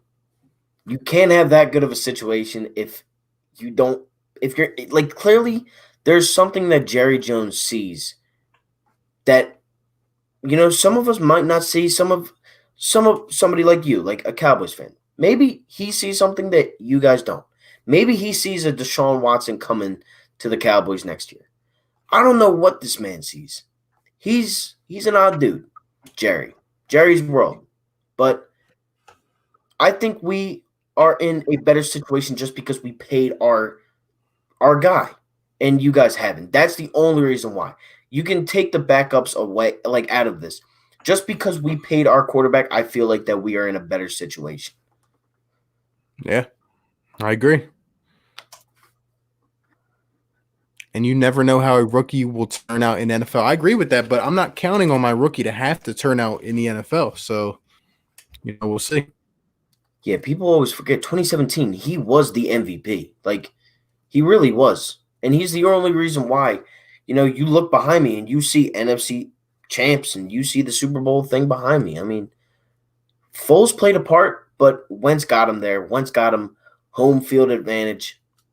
It was a big part of the season where Wentz was the MVP. I agree. I'm a March dude. I like it. Camo paid Dak and we can debate. Yeah. October.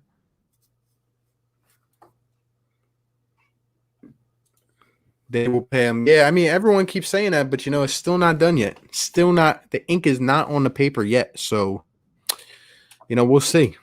We don't even know if it's going to be 25 or 50 million per year. Look how long it took him just to pay Zeke, you know? And to me, Zeke is like a top back in the league. Like, the impact Ezekiel Elliott can have on your offense, crazy. Don't hit us with a Philly special this year. We might have to. We might have to even take the Philly special to another step. I mean, we got Carson Wentz. We got Greg Ward, Jalen Hurts. Imagine all these guys we could do a triple lateral throw down a field, a Carson Wentz run a 20-yard post fade or something. Like, damn, man. Yeah, you got multiple guys on this team that have some trickery in them. Right, throw Jalen Hurts out at the wideout, let him run a 9 route. Come on.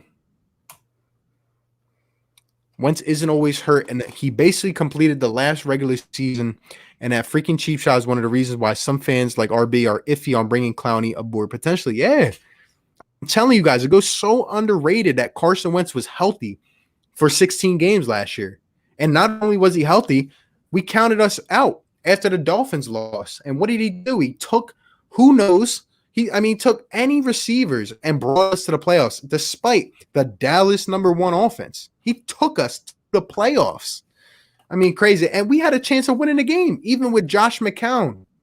Come on now. Yeah. Absolutely agree. I would not bring Clowney on. I don't like him.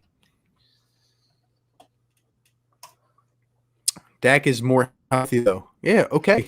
He's more healthy. But I'm not even going to get into it. I'm not even going to get into it anymore. Like, you guys are the same ones that said down the stretch last season, the reason you didn't win Week 16 was because Dak was, suffering a shoulder injury. Like, come on, you got to keep it straight now. Yeah, keep it consistent. I wouldn't bring Clowney because Philly gets enough calls without a cheap shot guy. Everyone he would do here would be noticed. Yeah, agree. I mean, the refs feels like are always against Philly, Oh, don't even get me started on that, man. That topic's awful. Wentz is more talented and played all 16 games. Yeah, I'm expecting the same this year. And with the weapons we have now, if the majority of the offense stays healthy, that's the #1 factor. Guys need to stay healthy, or else who knows what's going to happen. Dak's short arm throws aren't getting you anywhere if teams can contain Elliott. Yeah, and the Eagles can. We have the guys on the D-line that can do that. Dak Prescott can't really throw a deep ball, in my opinion. Like, he still has to work on that. And I'm not saying Carson doesn't, but I'm just saying I think the Eagles do a good job of containing Ezekiel Elliott. Like, there's games when he gets off on what he gets off on. But besides that, Yeah. What's your record prediction for the division? Me, I think it's going to be that's what it comes down to. I'll say either 5-1 or 6-0. Hopefully 6-0. If we go 6-0, we have the division. Yeah, I agree. 5-1, 6-0. I really don't see us losing 2 games in this division. Yeah. Let's just put the shoe on the other foot. Put Dak in that position to get headshot like that. Let me know if it was a clean hit that way. Exactly. Put any quarterback in that situation. They are probably going to come up shaking or trying to get the dizziness out of their head. Like, it was a cheap shot hit. It's sad, too. It's sad because of the situation, because of the circumstances. Like, I don't know, man. It's just aggravating. It is. Yeah, you can also put it the same way. Dak Prescott didn't go to the playoffs with Cooper Gallup. What's he going to do with Greg Ward and Deontay Burnett and those guys? Come on. Like, you have a reliable tight end. I don't want to hear that. Blake Jarwin and Jason Witten are both reliable guys. Maybe not as good as Ertz and Goddard, but, we were more hurt. We were, like, it felt like the most hurt team in the league last year. Yeah, one of the most teams hurt we've seen, like, in a while.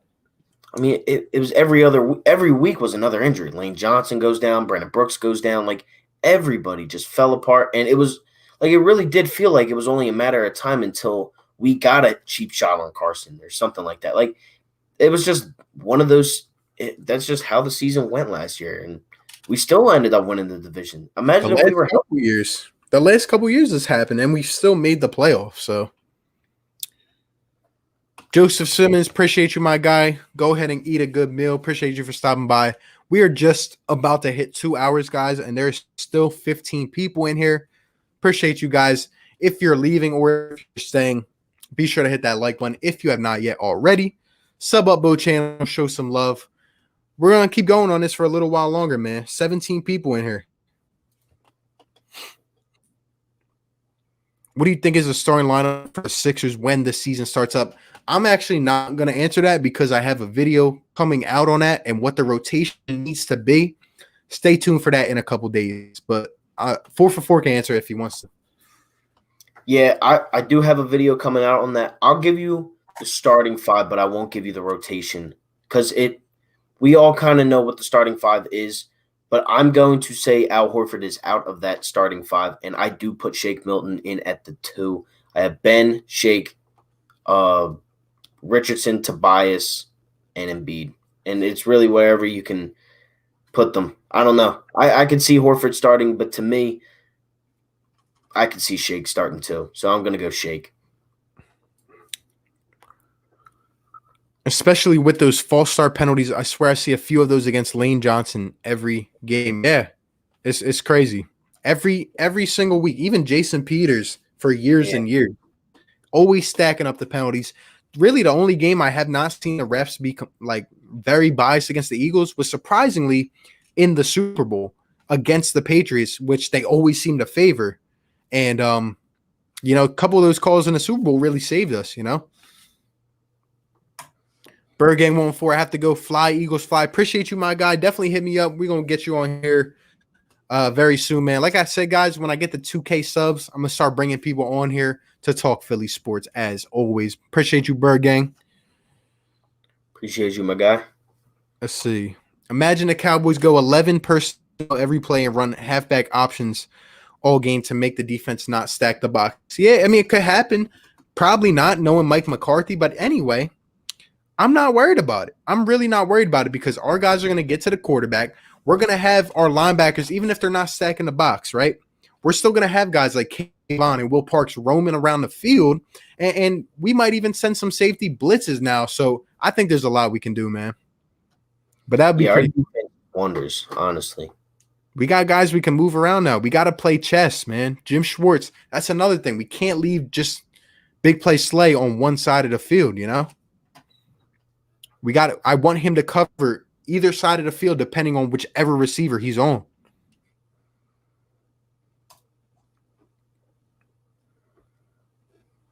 What do I think? What would I prefer? Those are two different things. I agree with that. That's a good lineup. Let's see.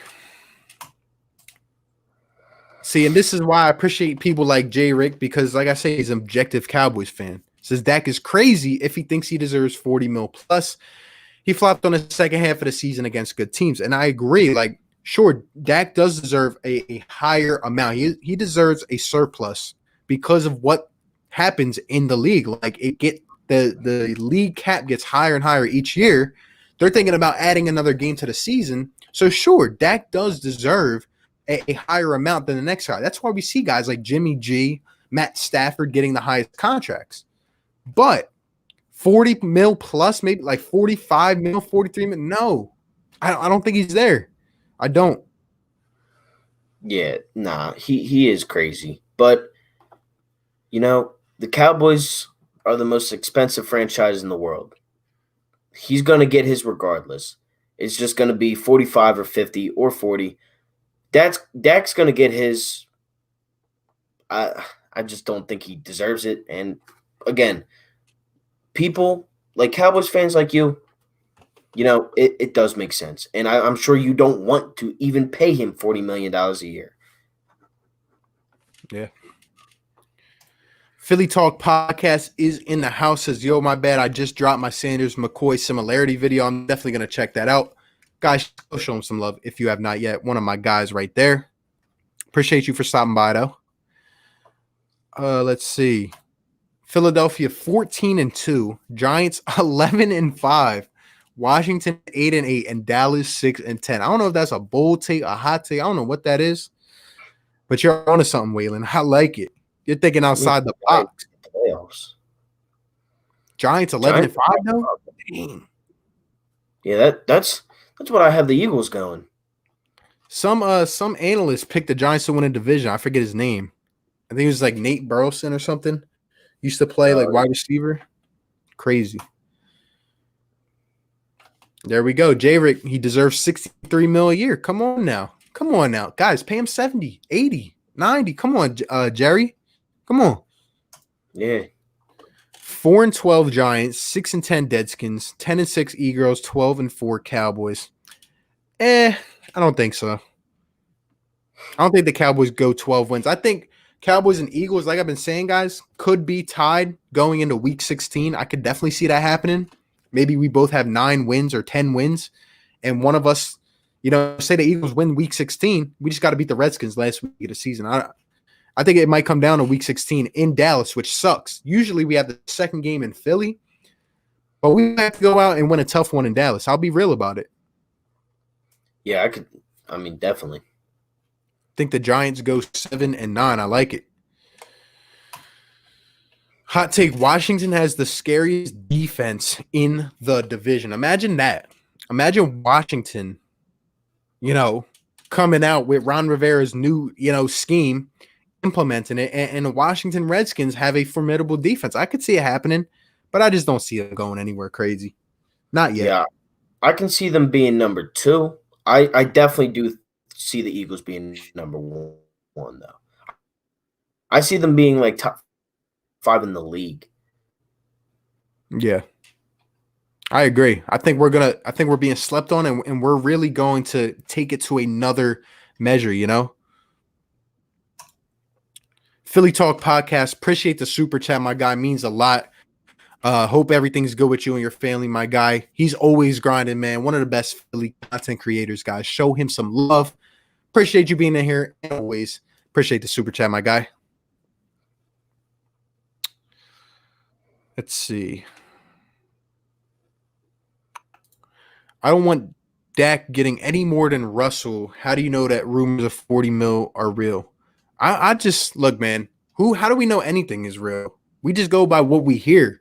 But like, I just go from what I think. Like, if I'm in Dak Prescott's place, like, yeah, I'm also thinking that way. Like, I want more because if they add another game, or they make the seasons longer, or given everything that is going to happen with these other guys getting paid, sure, I want to increase my value. So that's kind of what I base it off of.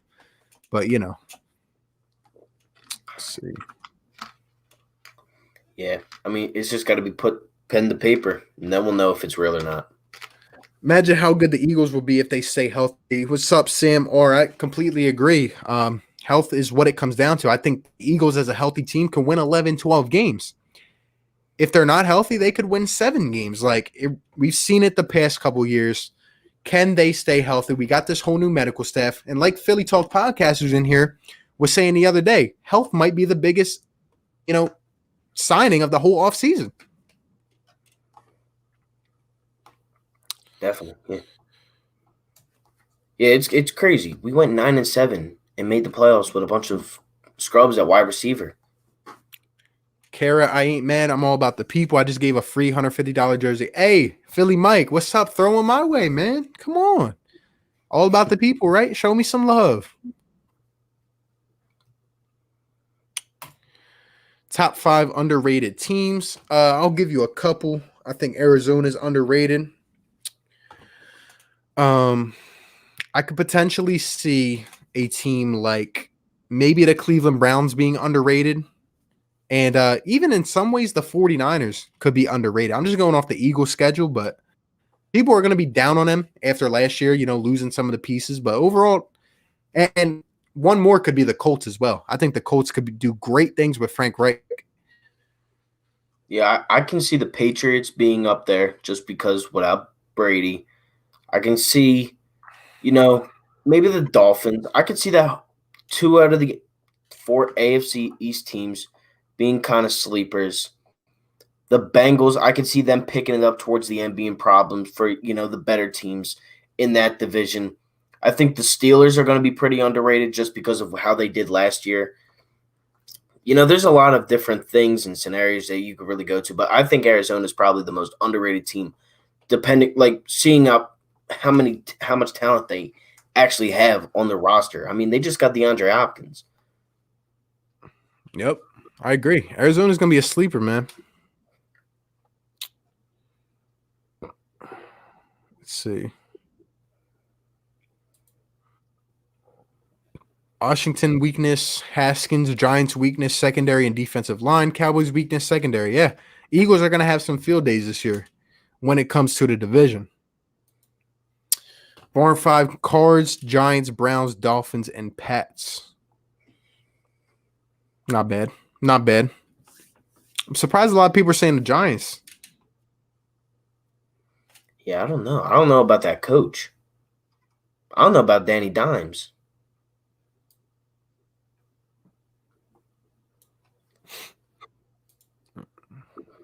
Raiders, Redskins, Cardinals, Steelers. Yeah, all teams. J-Rick, do y'all see the Drew Brees situation distracting the Saints? I do. I absolutely do. Seeing Malcolm Jenkins break down in that video, seeing other guys come at Drew Brees, even from around the league, to me, that's kind of their number one obstacle right now. That's what could stand in their way potentially. And they'll have some discussions when football returns, but overall, it's gonna be weird in that locker room. I think so. Yeah, your top two defensive players and your best receiver, maybe the best receiver in the league, just called you out. I mean, it's a respect thing, and I don't know how much respect they really have for Drew right now. I think Drew Brees is going to be stacked more than he ever has in a season. Yeah. What if they don't want to protect him like that? I mean, they kind of lost that mutual interest there, you know?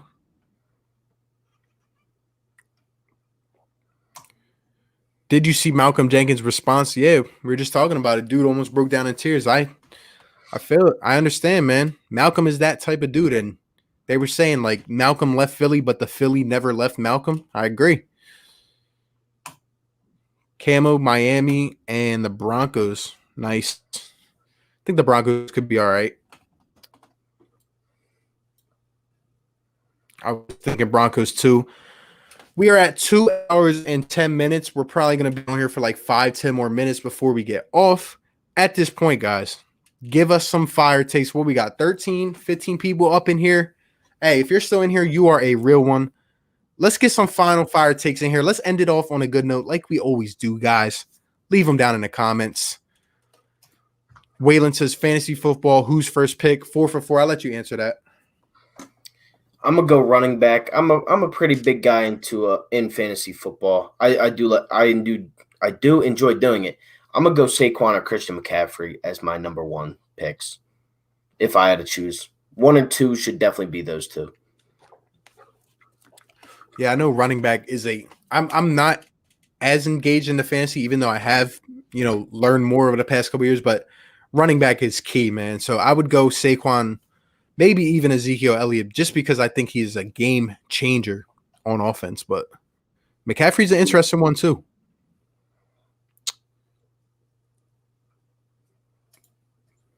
I think teams will try harder against the Saints because of Drew Brees. Yeah. Malcolm's still out in Philly working out with our guys in peaceful protesting. Yeah, I love Malcolm. I wish he never would have departed from Philadelphia. It's sad, but same time, it's a business, And I hope it doesn't come back to bite us. Yeah, definitely. I mean, Malcolm is Malcolm. Nobody's ever wearing 27 again in a midnight green. I don't think so. But yeah, one of the best signings in history, probably. Yeah. I mean, it sucks that we had to let him go, but again, like what RB said, hopefully it doesn't come back and bite us. All right, so we're going to get to the final round of hot takes. 4 for 4. Give me something crazy. Start us off. I'll go after, and then we'll get to the chat. We got a couple in here. Guys, comment the craziest bold takes down below. You guys know how we finish off the night, man. Come on. I say we had a great game last year against the Jets where we had like 10 sacks. I say we match that this year. I say we do. I say we get 12 sacks in one game with that front defensive line. I say I'm going to give 3 to Fletch. I'm going to give 3 to Hargrave. I'm going to give 1 to Kevon Wallace. And they're just going to come screaming through, outside, inside. They're just going to be balling. And I'm going to say we are going to sack Baker Mayfield 12 times week 10 in Cleveland, and we will walk away with that game. I know it's been a sleeper game. I know it's been like one of those games where it could go either way to some Eagles fans. I say we beat them. I say we get a record sack amount against them too. I like it. That's bold right there, but I like it because I could see it happening based off of our defense and based off of how we play. In terms of my take, man, I'm debating on whether giving one for the offense or the defense. I'll specifically go, I guess, with the defense like you did. And I'll go in terms of players. I know you talked about takeaways before. I think Big Play Slay will let up one or less touchdowns this year, and I think we lock up all of the top receivers that we go up against. I really don't think a receiver, one of the top number one receivers like Michael Thomas or Juju Smith-Schuster or Terry McLaurin, I don't think any of those guys go over 110 yards against us all year.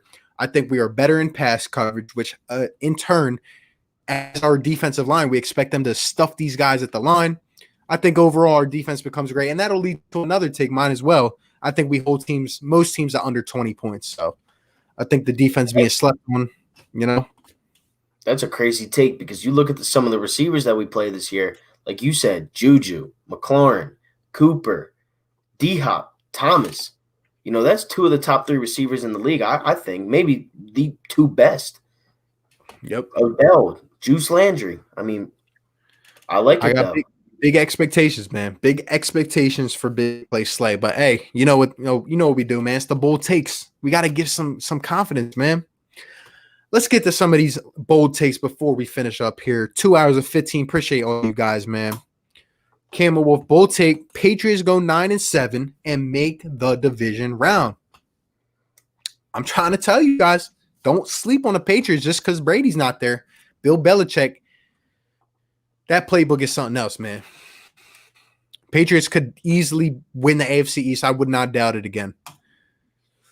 Fire take 5 receivers over 500. Tight ends and running backs count. Yeah, I could see that.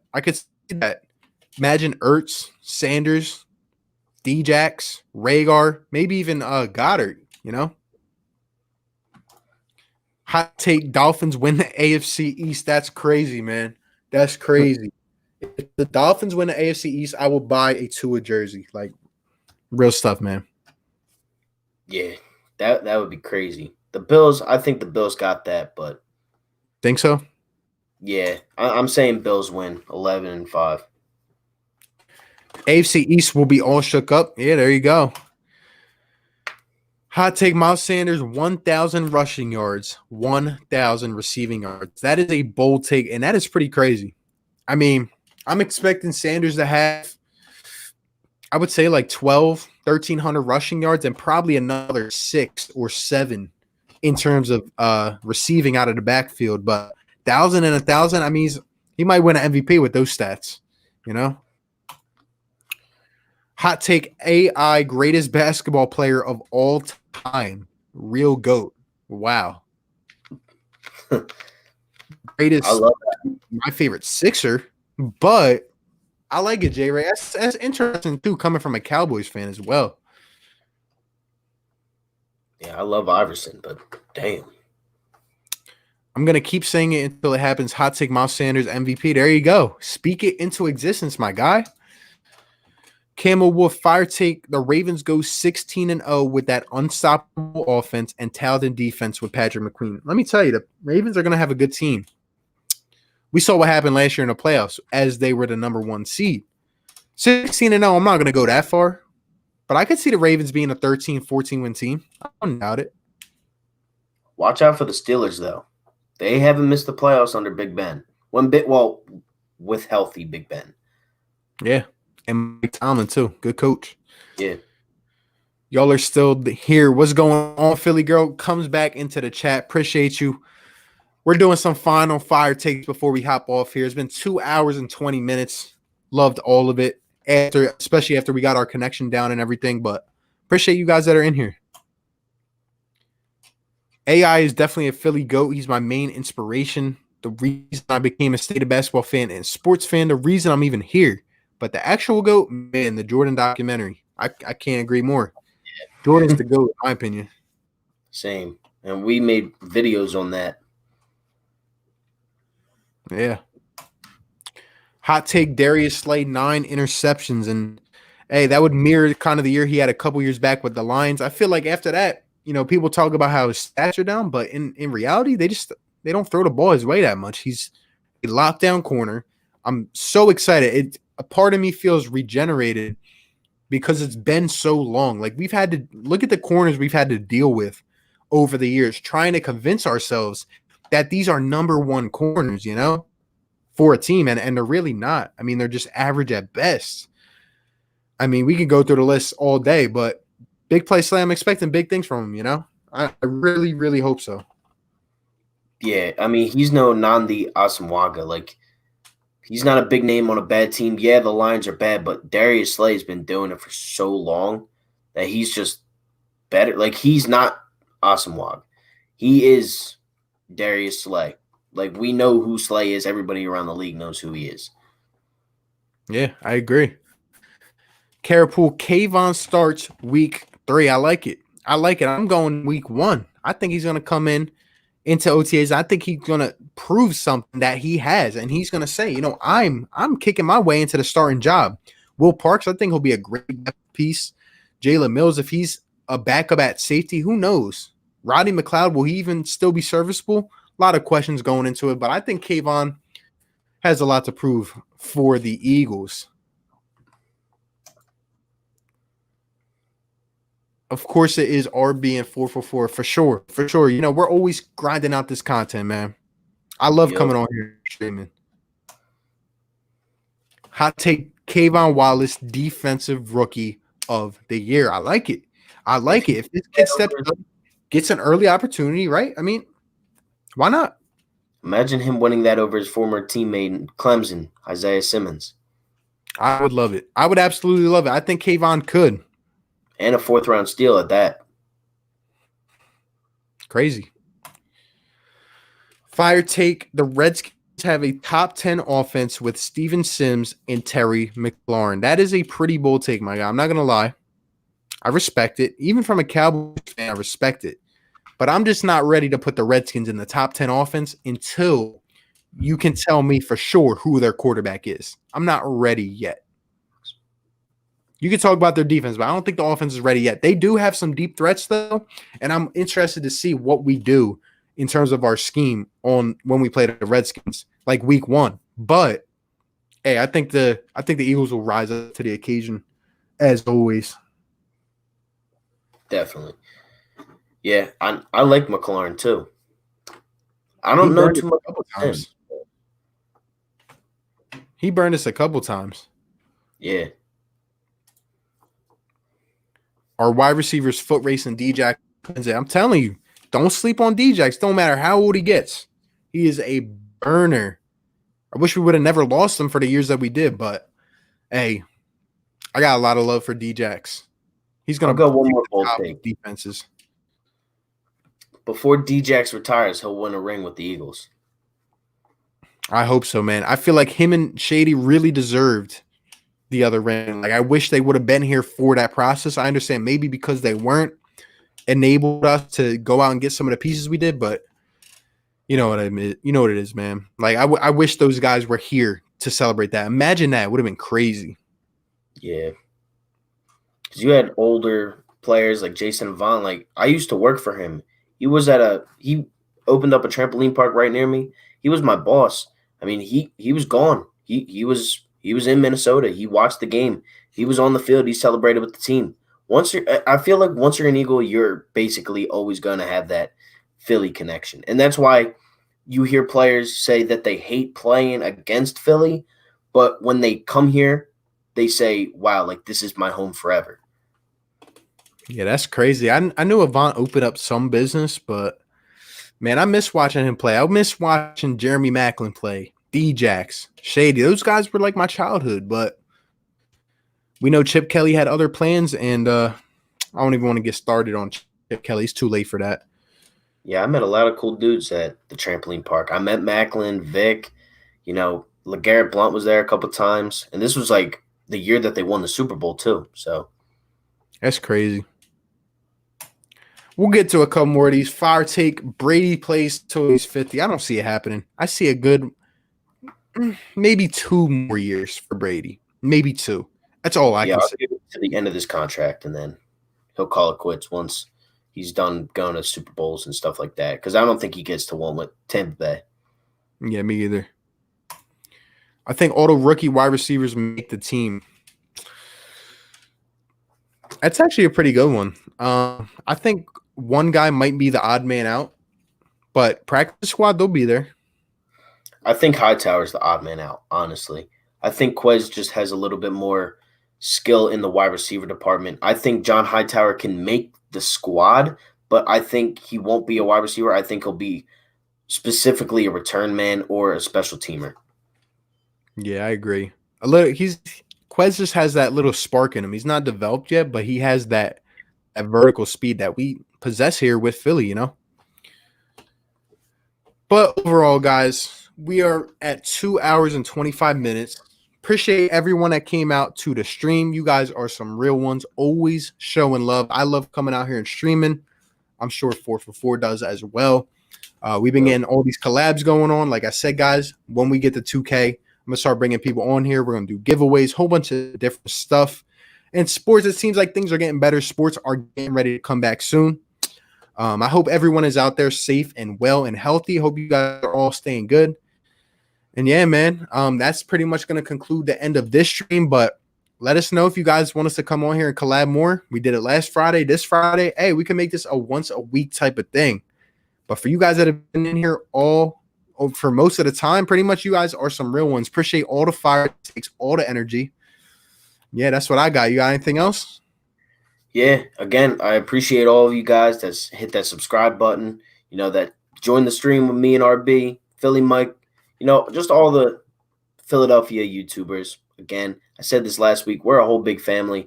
We grind out videos, we support each other, and we'll always support, everybody in the comments, even the Cowboys fans. It's just a whole big family. If you are subscribed to us, then, we show love back. I do stream every Sunday, so make sure you come check out my channel on Sunday. I'll probably be streaming around 7:30 or 8. I'll put it on my Twitter. And, again, thank you all for all the support. Philly girl, appreciate you. Kara, appreciate you. But yeah, with that being said, guys, appreciate everyone that came out tonight. And you guys know, like I said, I'll be streaming multiple times per week now, 2, maybe 3 times. So be on the lookout for something in the next couple of days, especially with everything going on. I might, pop in and do a stream. But with that being said, I go by RB from Philly Take with RB. It's for Philly Fan. Thank you all for watching. And I appreciate all you guys, and I'll catch you on the next one. Peace. That's a good hot take, Barm. Good hot take. I like it. Appreciate you.